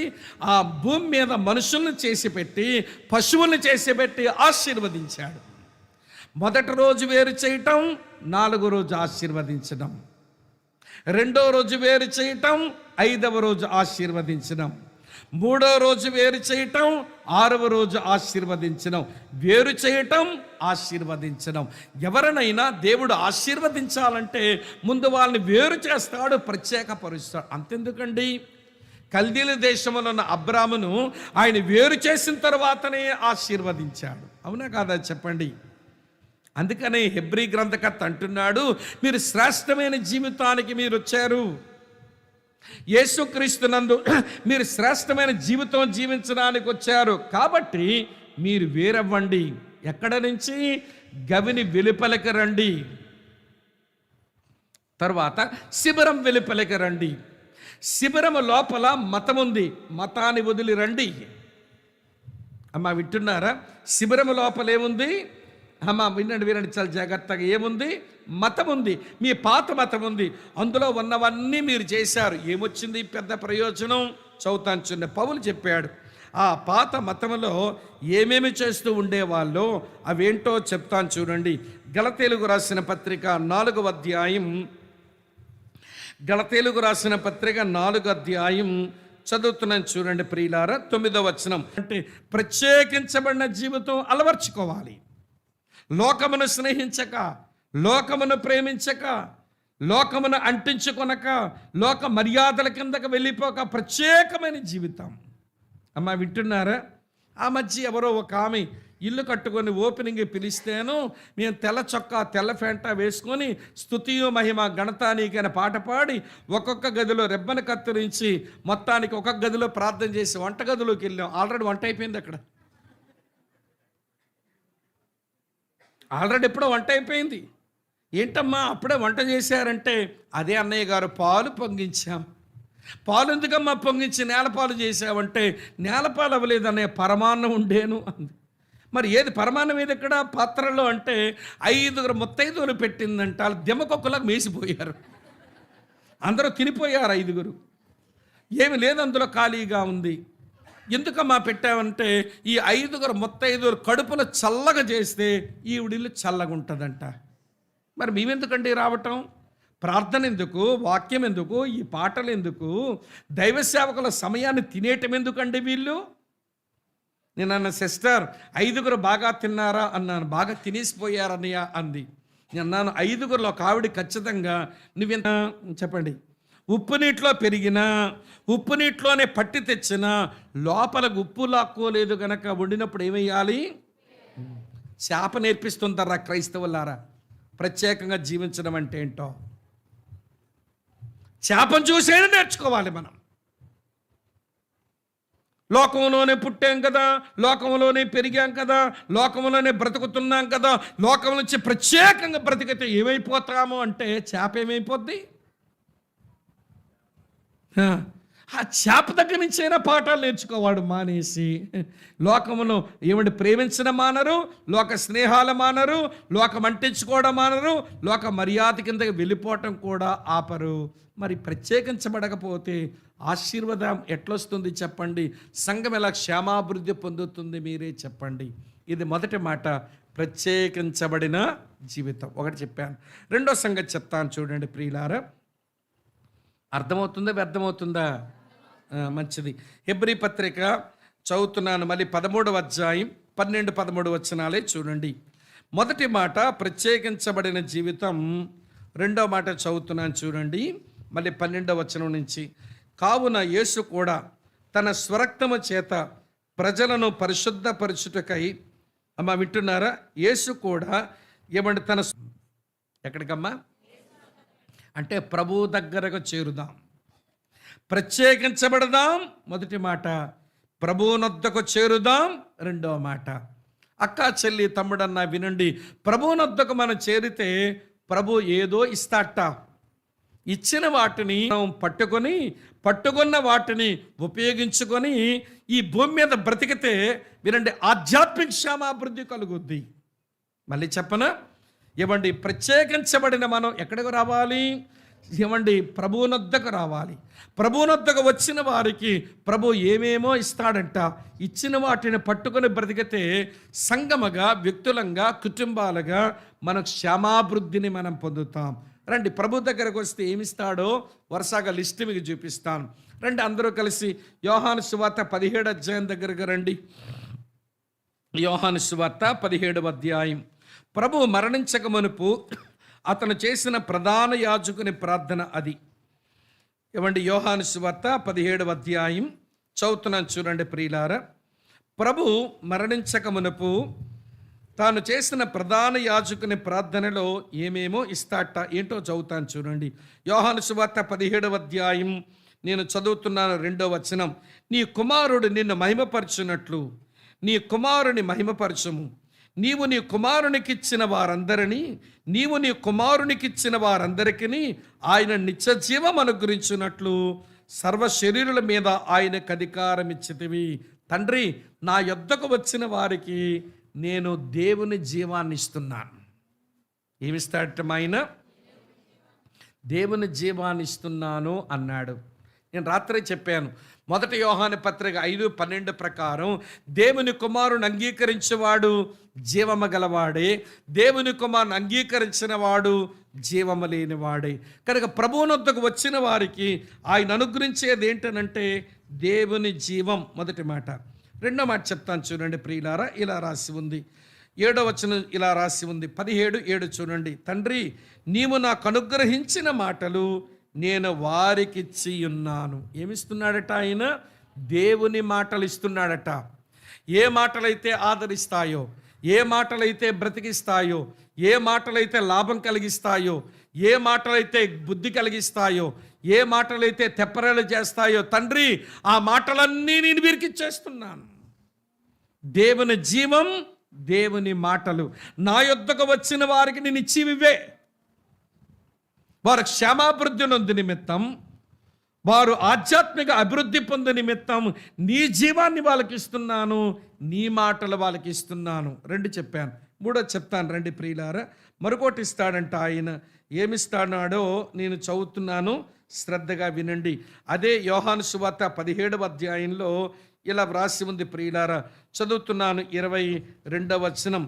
ఇలా ఉంది, మనము ఏకమయ్యున్నలాగున వారును ఏకమై ఉండవలనని నీవు నాకు అనుగ్రహించిన మహిమను నేను వారికి చితని. ఏమిస్తాడంట ఆయన? మహిమనిస్తాడట. పదే పదే చౌడయ్య గారు పాడుతున్నప్పుడు కానీ లేక ప్రార్థన చేస్తున్నప్పుడు మాట వల్లిస్తున్నారు. మంటి పురుగును, మహిమ లేని వాడిని, మట్టి ఘటాన్ని. ఆయనే కాదండి, ఈ మందిరంలోకి వచ్చిన మనమంతా కూడా మట్టి ఘటాలమే, మంటి పురుగులమే. పురుగులను ఒప్పుకుంటారా? ఏం మాట్లాడరేమమ్మా? పురుగులేనా మీరంతా? పురుగులమని ఒప్పుకోవాలి. అలా పురుగులమని ఒప్పుకోవడం కాదు, పురుగుల్లాగే బతకాలి. మరి పురుగులు బస్సు కొట్టవు, పాములు బస్సు కొడతాయి. పురుగులను ఒప్పుకున్న క్రైస్తవులు బస్సు కొడుతున్నారంటే మళ్ళీ అమ్మ ఆలకిస్తున్నారా లేదా? పురుగులు ఎప్పుడు దేని కిందో దాగుందామని ప్రయత్నం చేస్తాయి. పురుగుకి ఏదో ప్రమాదకరమైన పరిస్థితి వస్తే ఒక బండ కిందకు పోయి దాక్కుందామని ప్రయత్నం చేస్తుంది. కనుక పురుగులమని ఎంచుకుంటే బండలాంటి యేసు కింద దాక్కోవడానికి రావాలి. పాముల్లాగా మనం బుసగొట్టకూడదు, వినయంతోనే బ్రతకాలి. మరి కనుక పురుగు లాంటి వారం మట్టి గట్టాలని ఒప్పుకుంటున్నప్పుడు మహిమలేని మనుషులం మనం. రోమాపత్రిక 3వ అధ్యాయం 23వ వచనం అదే, ఏ భేదమును లేదు చెప్పండి, అందరూ పాపము చేసి దేవుడు అనుగ్రహించే మహిమను పొందలేకపోతున్నారు. మహిమలేని మట్టి గట్టాలం. మనకు మహిమనివ్వడానికే మహిలోకమని విడిచిపెట్టి మహిమాస్వరూపుడని యేసు క్రీస్తు మనిషిగా ఈ లోకములోకి పుట్టి మనుషులకు మహిమనిచ్చిన వాడు అయినాడు ఆయన. దేవుని స్తోత్రం చెప్తారా? ఎన్నొచ్చాయి ఇప్పుడు మనకు? కొంచెం మాట్లాడుతున్నాడు, పర్వాలేదు. ఎన్నొచ్చాయమ్మ ఇప్పటి వరకు? మొదటిదేంటి? దేవుని జీవం. రెండవదేంటి? దేవుని మాటలు. మూడవదేంటి? దేవుని మహిమ. నాలుగోది చెప్తాను చూడండి. అదే యోహాను సువార్త 17వ అధ్యాయంలో 26వ వచనం ఇలా ఉంది, నీవు నా యందు ఉంచిన ప్రేమ వారి యందు ఉండునట్లును నేను వారి యందు ఉండునట్లును వారికి నీ నామము తెలియచేసితని ఇంకనూ తెలియచేసేతనని చెప్పాను. ఈ వచనం అంటే, తండ్రి నువ్వు నాకు ఇచ్చిన ఆ ప్రేమను వారి యందు ఉండినట్లు నీ ప్రేమను కూడా వారికి ఇచ్చాను. ఏమిచ్చాడంటమ్మా ఆయన? ప్రేమనిచ్చాడు. దీనికి రోమాపత్రిక 5:5 కలపండి. ఏమంటాడంటే పౌలు అక్కడ, ఎందుకనగా ఈ నిరీక్షణ మనను సిగ్గుపరచదు, మనకు అనుగ్రహింపబడిన పరిశుద్ధాత్మ ద్వారా దేవుని ప్రేమ మనలో నివసిస్తుంది, కుమ్మరించబడిందంట. ఇప్పుడు మిమ్మల్ని అడగనా, ప్రత్యేకించబడిన మాట నిజమైతే, ప్రత్యేకించబడిన మీరు ప్రభువునొద్దకు వచ్చిన మాట నిజమైతే, ఆ ప్రభు ఇచ్చిన వాటిని పుచ్చుకున్నారా? దేవుని జీవం, దేవుని మాటలు, దేవుని మహిమ, దేవుని ప్రేమ, ఈ 4 పుచ్చుకొని ఇవి కలిగి ఉండే బ్రతుకుతున్నామా అన్నది ప్రశ్న. అమ్మా వింటున్నారా మీరంతా? ఈ 4 కలిగి ఉండి వాటిని ఉపయోగించుకుంటూ బ్రతకడం ఇది మనకు చేతనవుతుందా లేదా అన్నదే ప్రశ్న. మీరు శ్రేష్టమైన జీవితం జీవించి వ్యక్తులుగా సంగమగా మీరు క్షమాభివృద్ధిని పొందాలంటే ప్రభువునొద్దకు వచ్చిన వారై ఉండాలి. ప్రత్యేకించబడిన వారు, ప్రభువునొద్దకు వచ్చిన వారు. ఇంతకంటే ఎక్కువ చెప్పలేను, అక్కడ రాసి ఉన్నది అదే. మూడో సంగతి చెప్తాను రండి. మూడో సంగతి ఏమిటి అంటే, హెబ్రీయులకు రాసిన పత్రిక 13వ అధ్యాయం, మళ్ళీ చదువుతాను చూడండి, ఆ 2 వచనాలే. హెబ్రీయులకు రాసిన పత్రిక 13వ అధ్యాయం, ప్రత్యేకించబడిన వారమై ప్రభువునొద్దకు వచ్చిన వారమై 3వ అనుభవం చదువుతున్నాను వినండి. కావున యేసు కూడా తన స్వరక్తము చేత ప్రజలను పరిశుద్ధపరచుటకై గవిని వెలుపట శ్రమ పొందెను. కాబట్టి మనం ఆయన నిందన భరించుచు శిబిరం వెలుపలికి ఆయన యొద్దకు వెళ్ళుదము. ఈ వచనములు ఏమంటున్నాడో తెలుసా? బయటికి వచ్చిన మనం, ప్రభువునొద్దకు వచ్చిన మనం ప్రభువులాగే రండి శ్రమను పొందుదాం, రండి మనం నిందన భరించుదాం. ఏముందండి ఇక్కడ? శ్రమను పొందుదాము రండి, నిందన భరించుదాము రండి అంటే అర్థం పరీక్షించబడిన జీవితం నేర్చుకుందాము రండి. అమ్మా వింటున్నారా? నేను ఇప్పుడు జ్ఞాపకం చేస్తాను. ఆశీర్వాదం కొరకు రండి అంటే వచ్చిన వాళ్ళు కుప్పలు తెప్పలు ఉంటారండి. అసలు చౌడయ్య గారు, స్వామి గారికి స్వస్థత వరం ఉంది, ఆయన నెత్తి మీద ప్రార్థన చేసే స్వస్థతలు కలుగుతాయని వేసేస్తే నా పేరులో ఒకటి స్వామి ఒకటి తగలడిందిగా. స్వామి గారు వచ్చారు, స్వస్థత ప్రార్థన చేస్తారంటే గుంటూరు అంటే వచ్చి కూర్చోదు తక్కిలపాడులో. మేమేమో అది చెప్పడం మాకు రాకపోయే.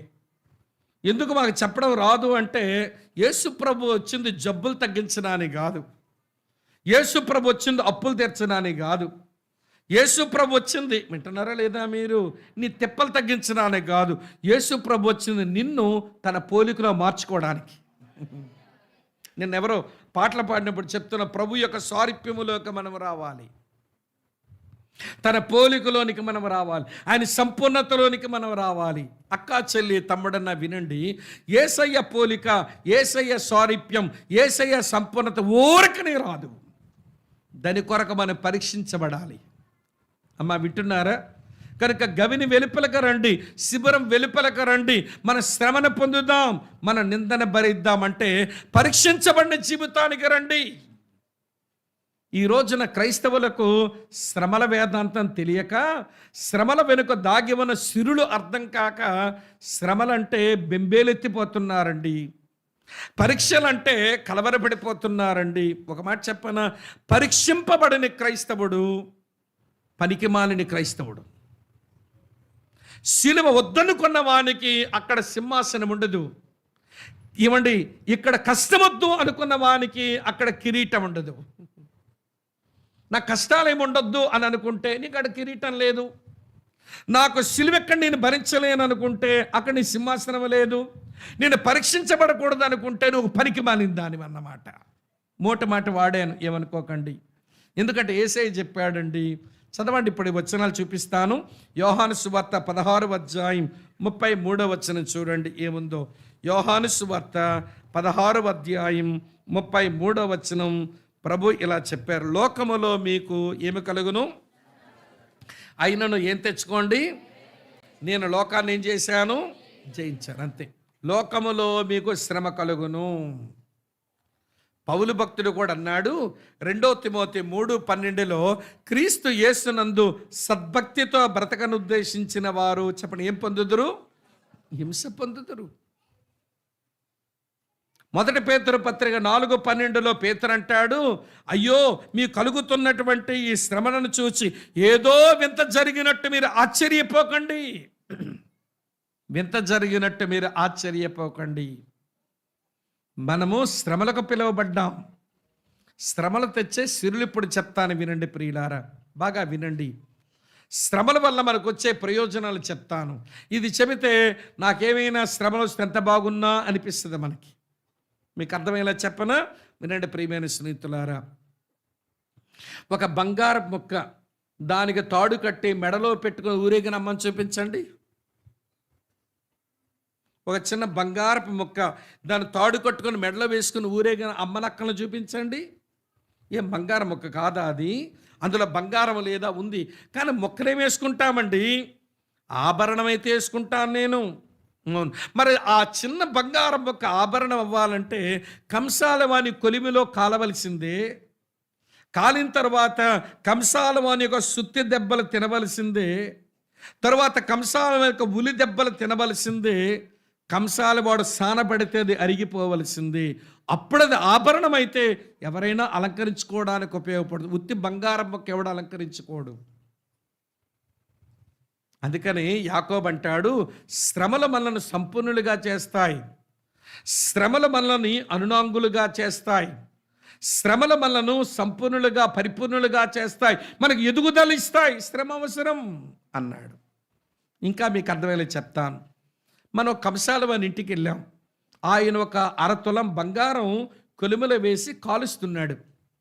మనం 10 తులాల బంగారం కొందామని వెళ్ళాం. మన ఇంట్లో పెళ్లి జరుగుతుంది. అయ్యా మాకు 10 తులాల బంగారం కావాలి అని అడిగాం. అలా కూర్చోండి అన్నాడు.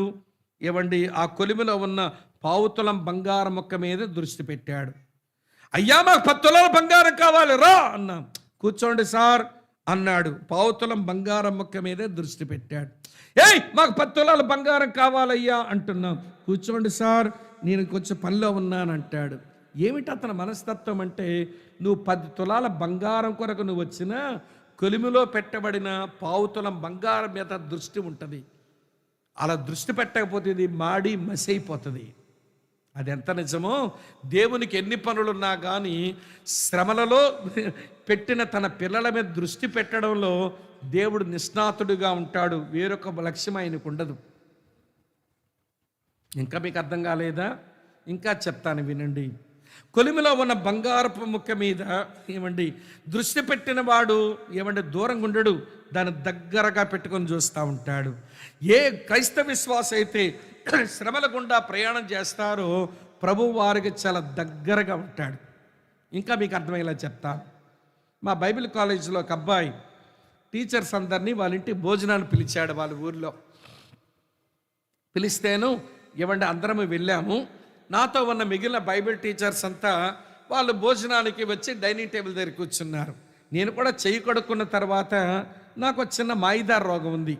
నా మాయిదార్ రోగం అంటే ఎవరైనా ఇంటికి పిలిస్తే వాళ్ళు గోడల మీద ఎలాంటి వాల్ టెక్స్ట్లు పెట్టుకున్నారు, ఎలాంటి వాక్యాలు పెట్టుకున్నారో అది చదివి వాళ్ళ యొక్క విశ్వాసం కొంచెం అంచనా వేసుకోవడానికి అన్నీ చదువుతూ ఉంటాను గోడ మీద అన్నీ చూసి.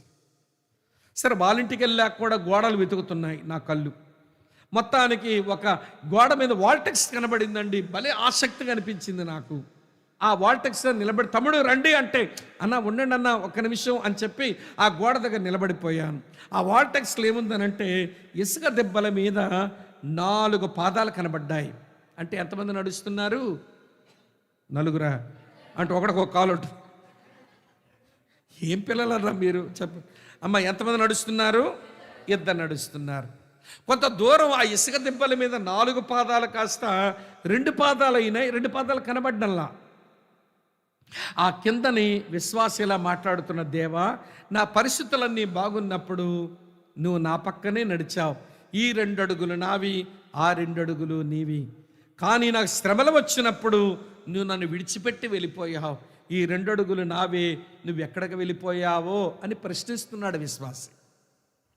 కింద దేవుడు జవాబిస్తున్నాడు, నా కుమారుడా, నీ పరిస్థితులన్నీ బాగున్నప్పుడు నేను నీ పక్కనే నడిచాను. ఆ 2 పాదాలు నావి, ఆ 2 పాదాలు నీవి, నిజమే చెప్పావు. కానీ నీకు శ్రమలు వచ్చినప్పుడు నేను విడిచిపెట్టి వెళ్ళిపోయానన్నావు. ఆ 2 పాదాలు నావి అన్నావు. ఇక్కడే నువ్వు పొరపడ్డావు. నీకు శ్రమలు నేను అనుమతించినప్పుడు నేను నిన్ను ఎత్తేసుకున్నాను. ఆ 2 పాదాలు నావి, నీవు నా గుండె దగ్గర హత్తుకుని నేను ఉంచుకున్నాను. అంటే శ్రమలోకి వెళ్ళిన క్రైస్తవుడు ఎక్కడ పోతాడంటే దేవుని రొమ్ముకు దగ్గరగా పోతాడు. ఇందాక పాటలో కూడా చౌడే గారు అదే చెప్తున్నారు. శ్రమలు కలిగినప్పుడు ఆయన గుండెకు దగ్గరైపోతావు నువ్వు. మా దగ్గర ఒక పంతులమ్మ ఉంటుంది. పంతులమ్మ అంటే ఈ దేశాన్ని జెండా కనిపెట్టిన పెంగళ వెంకయ్య గారి మనవరాలు. మా దగ్గరకు వచ్చాక ఏమండి, నిష్ట కలిగినటువంటి బ్రాహ్మణ సహోదరి, సువార్త విని మారు మనసు పొంది రక్షించబడింది. ఆమె రక్షించబడిన తర్వాత వాళ్ళ ద్రవిడ బ్రాహ్మణ కుటుంబం అంతా ఆమెను ఏమండి విడిచిపెట్టారు. కొంచెం ఇబ్బందుల పాలైంది. నాకు తెలిసి ప్రభువును నమ్మిన నాటి నుంచి ఏమండి ఈ రోజు వరకు ఎన్నో శ్రమలు తన జీవితంలో ఏమండి పొర్లి పారడం మేము చూస్తూ ఉంటాము.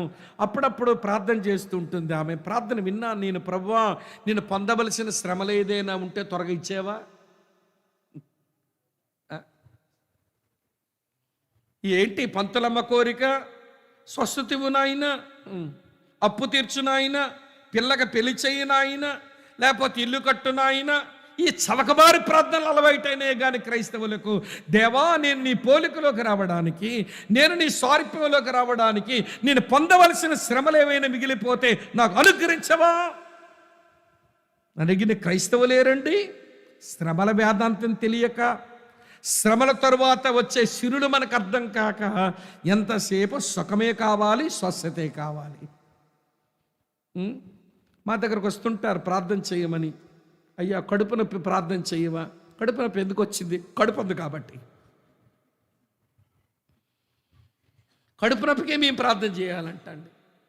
ఒక ఆవిడ వచ్చి, బాబు ముక్కు చీవుడు కారుతుంది బాబు, 4 రోజులుగా ప్రార్థన చేయమంది. నాకు ఎంత ఒళ్ళు మండిందో. ముక్కు చీవుడు కారితే వినని చెప్తాను. జలుబు వచ్చింది అనుకోండి, మందులు వేసుకుంటే 7 రోజుల్లో తగ్గుద్ది, మందులు వేసుకోకపోతే వారం రోజులు తగ్గుద్ది. మీకు అర్థం కాల? ఆ మందులు వేసుకున్నా ఒకటే, వేసుకోకపోయినా ఒకటే. అది ఇన్ఫెక్షన్ అండి. శరీరం కారణీ రాదా? అదే తగ్గించేలా ప్రార్థన చేయాలంట మేము. అరే, నీ శరీరంలో ఇన్ఫెక్షన్ అది బయటకు వచ్చేస్తే నీకు ఆరోగ్యం కదా. దేవుడు ఆశీర్వదించి నీకు జలుబిచ్చాడు, కారిపోని అనుకోవడమ్మా అనేసి ముక్సివుడు తగ్గించేవా ప్రార్థన చేశాడు.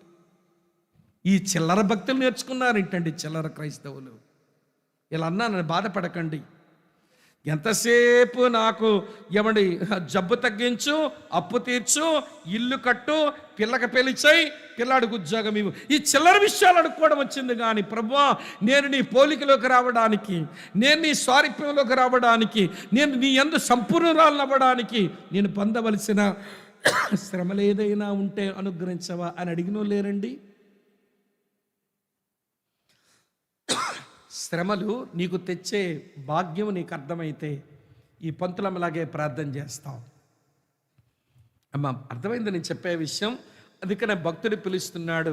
గవిని వెలుపలకు వచ్చారు, శిబిరం వెలుపలకు వచ్చారు, క్రీస్తునొద్దకు వచ్చారు. రండి, క్రీస్తులాగే శ్రమను పొందుదాం, క్రీస్తులాగనే నిందన పొందుదాం, యేసయ్య పోలికలోకి వస్తాం. కనుక సంఘము మనం క్షమాభివృద్ధిని పొందాలంటే పరీక్షించబడే జీవితం కోరుకోవాలి. బాగా చదివినోడు పరీక్షలు ఎప్పుడు వస్తాయని చూస్తాడు, అవునా కాదు చెప్పండి? బాగా చదవనోడేమో ఇంటమ్మా కరోనా ఎప్పుడు వస్తుందో చూస్తాడు. మీకు తెలియదు ఈ విషయం. బాగా చదివేవాడు పరీక్షలు ఎప్పుడు వస్తాయని చూస్తాడు, బాగా చదవనోడు కరోనా ఎప్పుడు వస్తే బాగుంటే చూస్తాడు. ఎందుకంటే వీడు కరోనా పాస్ అయిపోవచ్చని. మన అక్కడెక్కడికి వచ్చాను ప్రకాశం జిల్లాకి. ఓ పిల్లవాడు పరిచయలో చాలా చురుగ్గా ఉన్నాడు. ఏం చదువుతున్నావురా తమ్ముడు అన్నాను. ఇంటర్మీడియట్ అన్నా, ఇప్పుడు అయ్యింది అన్నాడు. 10th క్లాసులో ఎన్ని మార్కులు వచ్చాయి అన్నాను. 10th క్లాస్ మార్కులు ఏంటన్నా, కరోనా పాస్ అయితే నువ్వు. దేవుని కొరకు యోగ్యంగా తయారవ్వాలనుకునే సంసిద్ధమైన వాళ్ళు నాకు పరీక్షలు కావాలి.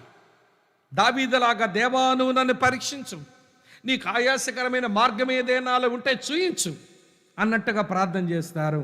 ఏమండి, పరీక్షల కొరకు సిద్ధం కాని వాళ్ళు నాకంతా స్వస్థతలు ఇవ్వు.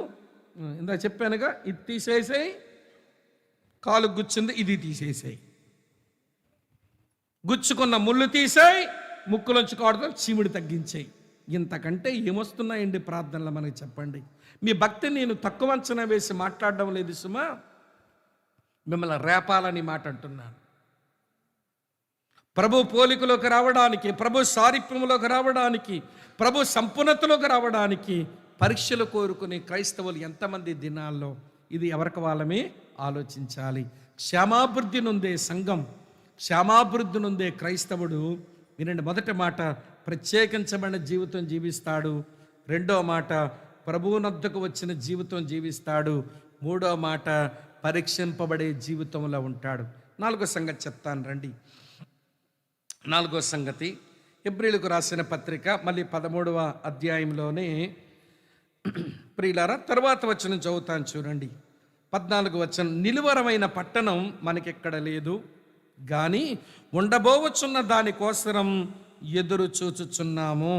ఈ వచనంలో భక్తుడు అంటాడు, మీరు శ్రేష్టమైన జీవితానికి పిలువబడ్డారు గనక మీరు క్షమాభివృద్ధి నందు నిమిత్తమై పరలోకం మీద దృష్టి పెట్టి బ్రతకండి అన్నాడు. నిలువరమైన పట్టణం మనకిక్కడ లేదు కానీ ఉండబోవచ్చున్న దానికోసం ఎదురు చూచున్నాం, పరలోకం మీద దృష్టి పెట్టి బ్రతకండి. ఇప్పుడు చెప్తాను వినండి ప్రియులారా, మీరు నా జవాబులు ఇవ్వాలి. మన తండ్రి ఎక్కడున్నాడు? అందుకే ప్రార్థించినప్పుడు ఏమని ప్రార్థన చేస్తాం? పరలోకమందున మా తండ్రిని ప్రార్థన చేస్తాం. మంచి మాట. మన ప్రభు ఎక్కడున్నాడు? మాట్లాడరేమమ్మ? పరలోకమందే ఉన్నాడు, అక్కడి నుంచే వస్తాడట. ఫిలిప్పీలకు రాసిన పత్రిక 3వ అధ్యాయంలో 21వ వచనం ఇలా ఉంది, మన పౌరస్థితి పరలోకమందున్నది, అక్కడ నుంచి మన ప్రభు అయిన యేసుక్రీస్తుని రక్షకుని నిమిత్తం కనిపెట్టుకుంటున్నాము అన్నాడు. అంటే మన ప్రభు ఎక్కడున్నాడు? పరలోకంలో, అక్కడి నుంచి వస్తాడు ఆయన. మరి మన పౌరసత్వం ఎక్కడుంది? ఇప్పుడు మనం చదివిన వచ్చిన ప్రకారం చెప్పండి, పౌరసత్వం ఎక్కడుంది? పరలోకం.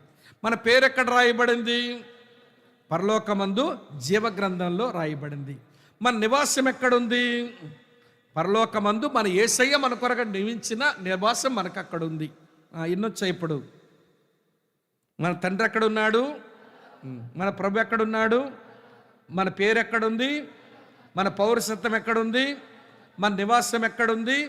రైట్. మన బహుమానం ఎక్కడుంది? గట్టిగా చెప్పండి, ఎక్కడుంది? బహుమానం ఉంది. ఇప్పుడు మన మనసు ఎక్కడ ఉండాలి? పరలోకమందు ఉండాలి. ఇప్పుడు మిమ్మల్ని అడుగుతాను, చెప్పండి, మన తండ్రి ఎక్కడున్నాడు? మన ప్రభు ఎక్కడున్నాడు? మన పేరు ఎక్కడ రాయబడింది? మన పౌరసత్వం ఎక్కడుంది? మన నివాసం ఎక్కడుంది? మన బహుమానం ఎక్కడుంది? మన మనసు ఎక్కడుంది?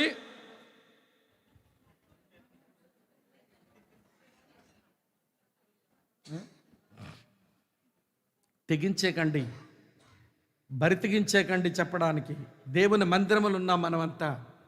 దేవుని ఆత్మ మన మధ్య సంచరిస్తూ ఉన్నాడు. నా మనసు పరలోకమందే పెట్టుకొని బ్రతుకుతున్నానండి. ఇదే నీ మాట అయితే నువ్వు చాలా ధన్యురాలు అక్క, ధన్యురాలు సహోదరి. ఈ రోజున మనవన్నీ పరలోకంలోనే ఉన్నాయి, కానీ మన మనసు మాత్రం భూమి మీదనే ఉంది. అందుకనే పౌలు అంటాడు, కొలస్సీలకు రాసిన పత్రిక 3వ అధ్యాయం 1వ వచనంలో అంటాడు, మీరు యేసుక్రీస్తుతో పాటు లేపబడిన వారైతే చెప్పండి, పైనున్న వాటినే వెతకండి. ఇంకొక విషయం చెప్పమంటారా మీకు? ఎవరైతే పరలోకం మీద దృష్టి పెట్టకుండా భూ సంబంధమైన వాటి మీద దృష్టి పెడతారో వారే సిలువకు శత్రువులు. ఎవరండి సిలువకు శత్రువులు? యేసుని ఎరగని పరాయి మతములో ఉన్నవారా సిలువకు శత్రువులు? క్రైస్తవ్యం మీద వ్యతిరేక మనసు పెట్టుకుని బ్రతుకుతున్న వారా సిలువకు శత్రువులు? కాదండి. యేసు నమ్మేమని చెప్పుకొని ఆయనందు ఏమంటే బ్రతుకుతున్నామని చెప్పుకొని బాప్తిసం పొంది సంఘములో చేర్చబడి కూడా పరలోక సంబంధమైన మనసు లేకుండా భూ సంబంధమైన వాటి మీద మనసు పెడుతున్న వీరే సిలువకు శత్రువులు. వీళ్ళే సిలువకు శత్రువులు. నేను చెప్పాలా, పౌలు చెప్పాడు ఈ మాట. చదవండి, కొలస్సీ పత్రిక 3వ అధ్యాయం 18వ వచనంలో, అనేకులు క్రీస్తు సిలువకు శత్రువులుగా నడుచుకుంటున్నారు. వీరిని గురించి మీతో అనేక పర్యాయాలు చెప్పి ఇప్పుడు ఏడుస్తూ చెప్తున్నాను, నాశనమే వారంతం, వారు కడుపే వారి దేవుడు, వారు తమ సిగ్గుపడవలసిన సంగతులను అతిశయపడుతున్నారు, భూ సంబంధమైన వాటి మీదనే చెప్పండి మనస్సు ఉంచుతున్నారు. ఎంతసేపు వీళ్ళ మనసు భూ సంబంధమైన వాటి మీదనే. ప్రియుల, ఒక మంచి శుభార్త చెప్పన, మన పరసంబంధమైన వాటి మీద మనసు పెడితే భూ సంబంధమైన వాటిని ఇవ్వటంలో దేవుడు ఎప్పుడూ తక్కువ చేయడు. దేవుని స్తోత్రం చెబుదామా? అందుకే పర్వత ప్రసంగంలో యేసయ్య అన్నాడు, మీకు కావలసినవేవో మీ పరలోకపు తండ్రికి తెలియను, మీకు అక్కరగా ఉన్నదేదో మీ పరలోకపు తండ్రికి తెలియను. మీరు చేయవలసిన పని ఏంటనంటే ఏంటంటే, మొదట నా రాజ్యాన్ని నా నీతిని వెతకండి, అప్పుడు మీకు కావలసినవన్నీ మీకు అనుగ్రహించబడతాయని చెప్పాడు. మరి ఇన్ని వచనాలు ఉండి మరి మన మనసు పరలోకం మీద పెట్టకుండా బ్రతికితే ఎట్లా? నొచ్చుకోకండి, ఆలోచించాలి, అసలు నా మనసు ఎక్కడుంది? మళ్ళీ చెప్పమంటే వరుసగా చెప్పగలరు. మీ తండ్రి ఎక్కడున్నాడంటే చెప్తారు, మీ ప్రభు ఎక్కడున్నాడంటే చెప్తారు, మీ పౌరసత్వం ఎక్కడుందంటే చెప్తారు, మీ పేరు ఎక్కడ రాయబడింది ఉంటే చెప్తారు, మీ నివాసం ఎక్కడుందంటే చెప్తారు, మీ బహుమానం ఎక్కడుందంటే చెప్తారు. మీ మనసు ఎక్కడుంది? అది పరలోకంలోనేనా, పరలోకములో ఉన్న వాటి మీదనేనా? ఏమో, ఎవరి సంగతి వాళ్ళమే ఆలోచించుకోవాలని దేవుని సేవకునిగా, మీ సహోదరునిగా నేను మీకు మనవి చేస్తూ ఉన్నాను. ఇంతకంటే ఎక్కువ చెప్పలేను. ఎన్నొచ్చాయి ఇప్పుడు మనకు? 4 వచ్చాయి. మొదటిది ప్రత్యేకించబడిన జీవితం, రెండవది ప్రభువునొద్దకు వచ్చిన జీవితం, మూడవది పరీక్షించబడిన జీవితం, నాలుగవది పరలోకం మీద మనసు పెట్టిన జీవితం. 5వ సంగతి చెప్పి ముగిస్తాను, వినండి ప్రియులారా. 13వ అధ్యాయం 15-16 వచనాలు. కాబట్టి ఆయన ద్వారా మనము దేవునికి ఎల్లప్పుడూ స్తుతియాగము చేయుదాం, అనగా ఆయన నామమును ఒప్పుకొనుచు జీవఫలము నర్పించుదము, ఉపకారమును ధర్మమును చేయ మర్చిపోకూడి, అట్టి యాగములు దేవునికి ఇష్టమైనవి. ఈ 2 వచనాలు నాకేమి నేర్పిస్తున్నాయంటే పరిచర్య చేయు జీవితం. ఏంటమ్మా? పరిచర్య చేయు జీవితం. 15వ వచనంలో ప్రభుకి పరిచర్య ఉంది, 16వ వచనంలో మనుషులకు పరిచర్య ఉంది. ఈ 2 రకాల పరిచర్యలు చేసినప్పుడే మనకు క్షేమాభివృద్ధి నొందుతాం, సంఘం క్షేమాభివృద్ధి నొందుద్ది. ఇప్పుడు చెప్తాను వినండి. ప్రభుకు పరిచర్య ఎట్లా చేయాలట? ఏమంటే స్తుతియాగము చేయుదాం. అమ్మా, ఏం చేద్దాం మనం? స్తుతియాగము చేయుదాం. స్తుతించి ఆయనకు ఆరాధిద్దాం. అది దేవునికి యాగం. ఈ రోజున స్తుతియాగం చేయడం కూడా కొంచెం ఇబ్బందిగానే మారింది కదండి. ఈరోజు ఆరాధిద్దామని అంటున్నాం కదా, ఆరాధించినప్పుడు కొన్ని పదాలకే మన ఆరాధన పరిమితం అయిపోయింది. ఎందుకో నాకు అర్థం కావడం లేదు. అమ్మ, వింటున్నారా? ఈరోజు మీ వైపు సంగతి నాకు తెలియదు, మా వైపు ఆరాధించినప్పుడు పాట పాడుతుంటారు. ఆరాధన ఆరాధన, యేసు నీకే ఆరాధన, తండ్రి నీకే ఆరాధన, ఆత్మ నీకే. ఇంత మీరు చేసిన ఆరాధన ఏంటో? ఆరాధన అనే పదమే ఆరాధన. ఆరాధన అనే ఏమండి, అది పనికి పేరు. మరి పని చేయకుండా నేను ఆరాధించానంటే ఎట్లా అండి? క్రైస్తవ విశ్వాసంలోకి రాకమనుపు నా పాత విశ్వాసంలో ఆరాధించేవాళ్ళం మేము. ఆరాధనలో కొన్ని పదాలు చెప్పేవాళ్ళం. ఏమండి, ఆ పదాలలో ఆరాధన ఉండేదండి. ఇలా మీతో చెప్తాను వినండి. ఓం కేశవాయ స్వాహ, ఓం మాధవాయ స్వాహ, ఓం గోవింద స్వాహ, ఓం నారాయణ స్వాహ అని అంటున్నారంటే మన సహోదరులు దేవుని నామాలెత్తి, దేవుని సుగుణాలెత్తి, దేవుని యొక్క ఎవడి కార్యాలు ఎత్తి పొగుడుతున్నారండి. పూజిస్తున్నాం పూజిస్తున్నాం పూజిస్తున్నాం పూజిస్తున్నాం అంటలేదు వాళ్ళు. మనమేమో ఆరాధించడానికి, వినండి బాగా వినండి, ఆరాధించడానికి కావలసింది దేవుని వ్యక్తిత్వం తెలిస్తే పొగుడుతాం, దేవుని సుగుణాలు ఎరిగితే ఆయన కొనియాడతాం, దేవుని కార్యాలు ఎరిగితే ఆయన్ని కీర్తిస్తాం, దేవుని యొక్క ప్రణాళికలు ఎరిగితే నువ్వు స్తుతులు చెల్లిస్తావు. ఈ 5 చెప్పే పుస్తకం 66 పుస్తకాలు మన చేతులు ఉన్నాయండి. దేవుని వ్యక్తిత్వాన్ని చెబుతాయి, వింటున్నారా లేదా? దేవుని సుగుణాలు చెబుతున్నాయి, దేవుని కార్యాలు వివరిస్తున్నాయి, దేవుని ప్రణాళికలు వివరిస్తున్నాయి. ఇవన్నీ చదివిన తర్వాత ఆరాధన ఆరాధన ఆరాధన. ఏంటి నువ్వు చేసే ఆరాధన? ఏంటి నువ్వు చేసిన స్తుతి యాగం? అమ్మ వింటున్నారు? ఆరాధన అనే పదం ఆరాధించడం కాదు, ఆయన వ్యక్తిత్వమును దేవానివిటువంటి వాడివి అని నాకు అర్థమైంది. దేవానివి లక్షణాలు కలిగిన వాడవని అర్థమైంది. దేవా నీవు ఇలాంటి కార్యాలు చేసిన వాడవని నాకు అర్థమైంది. దేవా నువ్వు ఇలాంటి ప్రణాళికలు కలిగిన వాడు అర్థమైంది. ఏమని నిన్ను స్తుతించను, ఏమని నిన్ను కొనియాడను, ఏమని నిన్ను పాడి పొగడను అని స్తుతించవలసిన క్రైస్తవులు ఒక పదం పట్టుకున్నారండి. ఆరాధన ఆరాధన ఆరాధన ఆరాధన ఆరాధన ఆరాధన. ఇంత చేసిన ఆరాధన ఏంటో తెలియదు. నేతి బీరకాయలో నెయ్యి లేనట్టు మన ఆరాధనలో ఆరాధన లేకుండా పోయింది. నొచ్చుకోకండి, నేను తప్పు పట్టడం లేదు. ఆరాధించడం అనేది ఉత్కృష్టమైన పని, దాన్ని నికృష్టంగా చేయొద్దు. ఆరాధించడం అనే పని ఉత్కృష్టమైన పని అండి. అది దేవదూతలకు దేవుడిచ్చిన పని, భూమి మీద మనకు దయచేసిన పని. అది ఉత్కృష్టమైన పని, దాన్ని ఉత్కృష్టంగానే చెయ్యాలి. వింటున్నారా లేదా? కనుక దేవునికి స్తుతియాగమ చేయుదాం, అది సేవ. రెండవది ఆయన నామం ఒప్పుకుందాం, అనగా సువార్త చెబుదాం, ఇది సేవ, ఇది పరిచర్య. దేవునికి చేసే పరిచర్యలో స్తుతియాగమ చేయుదము, సువార్తను ప్రకటించుదాము. నేను రాత్రి చెప్పాను, 100 మంది క్రైస్తవులు ఉంటే సువార్తను చెప్పేవాళ్ళు 1 కంటే ఎక్కువ, 2 కంటే తక్కువైపోయారంటే ఈ రోజుల్లో. సువార్త చెప్పేవాళ్ళే లేరు. మరి ఏది దేవునికి సేవ? ఏది? సంఘం క్షేమాభివృద్ధి నొందడానికి ఆలకిస్తున్నారా తల్లి? సంఘం క్షేమాభివృద్ధి నొందడానికి, నువ్వు వ్యక్తిగతంగా ఆధ్యాత్మిక వృద్ధి పొందడానికి దేవునికి సేవ ఏది? దేవుని పిల్లలతో కలిసి రండి, నోరు తెరిచి స్తుతియాగం చేద్దాం. రండి, బయటికి వెళ్ళి సువార్త చెబుదాం. మందిరములో సమాజం మధ్య స్తుతియాగం, బయటికి వెళ్ళి సమాజంలో వినండి యేసుని ఎరగని వారి మధ్య సువార్తను ప్రకటించడం. ఈ మనస్తత్వం ఏమైనా మనకు అబ్బిందంటారా? చెప్పండి. మరి ఎలాగా నీ వ్యక్తిగతంగా క్షేమాభివృద్ధి నొందుతావు, సంఘం ఎలా క్షేమాభివృద్ధి నొందుతుంది నువ్వే చెప్పాలి. రెండోది, మనుషులకు సేవ చేసినప్పుడు ఉపకారము చేయండి, తర్వాత ధర్మము చేయండి. ఉపకారమును ధర్మమును చెయ్యడం మర్చిపోకండి. విశాల హృదయము కలిగి చెయ్యండి. విజయవాడ అంతా ములిగింది కదా అమ్మా. విజయవాడ పైన ఆ ఖమ్మం మహబూబాబాద్ దగ్గర నుంచి చాలా గ్రామాలు కొట్టుకుపోయినాయి. విజయవాడలో ఏమండి ఆ సింగ్ నగర్, ఆ ప్రాంతాలన్నీ బాగా మునిగిపోయినాయి. మనం చేసిన ఉపకారం ఏంటో చెప్పండి. మీ పక్కనే కదా అమ్మా. ఆహారం సప్లై చేశారా? ప్రైజ్ ద లార్డ్, చాలా సంతోషం. ఈరోజు క్రైస్తవ సంఘాలను అడుగుతున్నానండి, అరే ఇల్లు కొట్టుకొని పోయి, ఇంట్లో వస్తువులు కొట్టుకొని పోయి, త్రాగడానికి ఒక వాటర్ బాటిల్ దొరక్క, మా పిల్లాడికి ఒక బిస్కెట్ ముక్కండి ఇవ్వండి అని ఎగబడుతూ ప్రియులారా బాధపడిన మన తోటి మనుషులు కదా వాళ్ళు. వారికి మనం చేసిన ఉపకారం ఏది? వారికి మనం చేసిన ధర్మం ఏంది?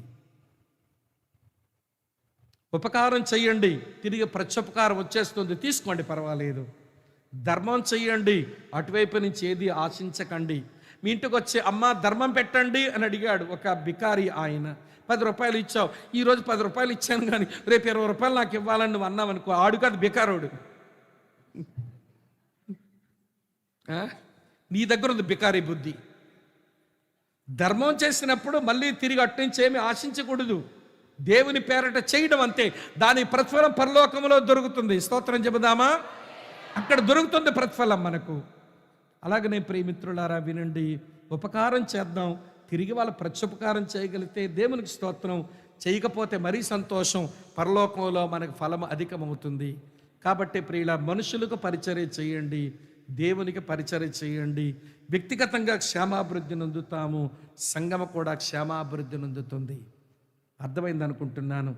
కనుక వినండి, మీరు వెనక్కి వెళ్ళిపోకండి. మంచి దాంట్లో ఉండేవాళ్ళు ఇప్పుడు శ్రేష్టమైన దాంట్లోనికి మీరు వచ్చారు. మోషే ద్వారా వచ్చింది యోధా మతం, క్రీస్తు ద్వారా వచ్చింది క్రైస్తవ మార్గం. ఆ మతం నా దగ్గర నుంచే వచ్చింది, అందులో మంచి ఉన్నాయి, మీరు ఆచరించారు, కొంతకాలం ఆనందించారు అందులో. కానీ యేసుక్రీస్తునందు శ్రేష్టమైన వాటిని మీకు ఇచ్చాను. శ్రేష్టమైన వాటిని మీరు పోగొట్టుకోకండి. శ్రేష్టమైన జీవితం జీవించండి.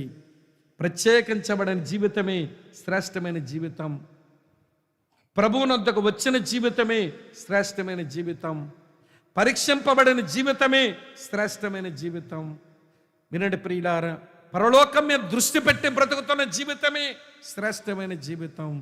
చివరగా పరిచర్య చేయు జీవితమే శ్రేష్టమైన జీవితం. ఒక పాట చిన్నపిల్లలు పాడిస్తున్నారు, ఎందుకో ఈ రోజుల్లో పెద్దలు పాడడం లేదు. ఆ పాట ఇంగ్లీష్లో ఇలా పాడుకుంటారు, I have decided to follow Jesus, no turning back, no turning back. The cross before me, the world behind me, no turning back, no turning back. Though all may leave me, still I will follow, no turning back, no turning back. తెలుగులో కూడా మంచి Pentecostal group వాళ్ళు పాడతారు. ఆ పాట తెలుగు తర్జుమా, నీ యేసుని వెంబడింతునని నీడేగా నిశ్చయించితని, నేను వెనుదిరగాన్, నేను వెనుకాడను. నాకు శ్రమలు వచ్చిన మాట నిజమే, పోరాటాలు వచ్చిన మాట నిజమే, నిందలు వచ్చిన మాట నిజమే, బాధలు వచ్చిన మాట నిజమే, జైలు పాలు కావాల్సి వస్తే రావచ్చు, చివరికి ఆస్తి కోల్పోతే కోల్పోవచ్చు. కానీ నేను వెనుదిరగను. నేను వెనుదిరిగానా నాలో దేవుని ఆత్మకు సంతోషం ఉండదు. నా ఆత్మను నేను నశింపజేసుకునే వాడనవుతాను. నేను వెనుదిరగను, నేను వెనుకాడను. శ్రేష్టమైన జీవితం జీవించి సంగమగా వ్యక్తులంగా క్షమాభివృద్ధి నుండి వర్ధిల్లుదాం. అట్టి కృప దేవుడు ఇవ్వాలని ఆశిద్దాం. నిన్న 5 మాటలు చెప్పాను, ఏమండి ఈరోజు 5 మాటలు చెప్పాను. ఈరోజు 5 మాటల్లో మొదటి మాట ప్రత్యేకించబడిన జీవితం, రెండవ మాట ప్రభువునొద్దకు వచ్చిన జీవితం, మూడవ మాట పరీక్షింపబడిన జీవితం, నాలుగవ మాట పరలోకమే దృష్టి పెట్టే జీవితం, ఐదవ మాట పరిచర్య చేసే ఈ జీవితం కల్టివేట్ చేయడం, పండించుకోవాలి. ఇది ఊరకనే ఒక రాత్రిలో రాదు. దీని కొరకు తీర్మానం చేసి దీన్ని పండించాలి. ఏమంటే రైతు విత్తనాలు విసిరాడు, వెంటనే పంట రాదుగా, దాని కొరకు చేయవలసినవన్నీ చేయాలి. అలాగే సంఘం క్షేమాభివృద్ధి నొందాలంటే ఏమండి ఈ సూత్రాలను పాటిస్తూ మనం క్షేమాభివృద్ధి నొందుదాం, సంఘానికి క్షేమాభివృద్ధి కలిగిద్దాం, దేవునికి మహిమ తెద్దాం. తల్ల వంచండి, కళ్ళు మూసుకోండి. మోకరించే వెసులుబాటు మీకుంటే, శరీరం సహకరిస్తే మోకరించండి. తల్ల వంచండి, వెంటనే కళ్ళు మూసుకోండి. చైర్స్లో కూర్చున్న వాళ్ళకి దిగాలనిపిస్తే, మోకరించాలనిపిస్తే మోకరించండి. ఇంతకంటే ఏం చెప్పను? చాలవా ఈ మాటలు మనం పరీక్షించుకోవడానికి? అక్క, చెల్లి, తమ్ముడు, అన్న, చాలవా ఈ మాటలని? కళ్ళు మూసుకోండి, కళ్ళు మూసుకోండి. ఆలోచించండి ఒక్క నిమిషం. నీ నోరు చేసే ప్రార్థన కొంచెం నీ చెవులకి వినబడని ఏకాగ్రత వస్తుంది. నీ నోరు పలికిన ప్రార్థన మాటలు నీ చెవికి కొంచెం వినబడని ఏకాగ్రత వస్తుంది. ప్రార్థన చేసుకుందాం. ప్రభువా, నన్ను కనికరించవా, నన్ను కనికరించవా. నీ కొరకు ప్రత్యేకించబడిన జీవితం అలవర్చుకోలేదు. నీ దగ్గరకు వచ్చాను కానీ నువ్వు తీసుకోలేదు. నువ్విచ్చిన నీ జీవం, నువ్విచ్చిన నీ వాక్యం, నువ్విచ్చిన నీ మహిమ, నువ్విచ్చిన నీ యొక్క ప్రేమ, ఇవి కలిగి బతకవలసిన నేను ఒక ఆధ్యాత్మిక బికారీలా బ్రతుకుతున్నాను, ఏమీ లేని దానిలాగా. కనికరించండి నాయన. పరీక్షించబడాలి నేను పొందవలసిన శ్రమ ఏదేనుంటే నాకు ఇవ్వు నాయన. ఆ శ్రమను పొందుతూ నీ పోలికలోకి వచ్చే కృప నాకు ఇవ్వండి నాయన. ప్రార్థన చేసుకుందాం.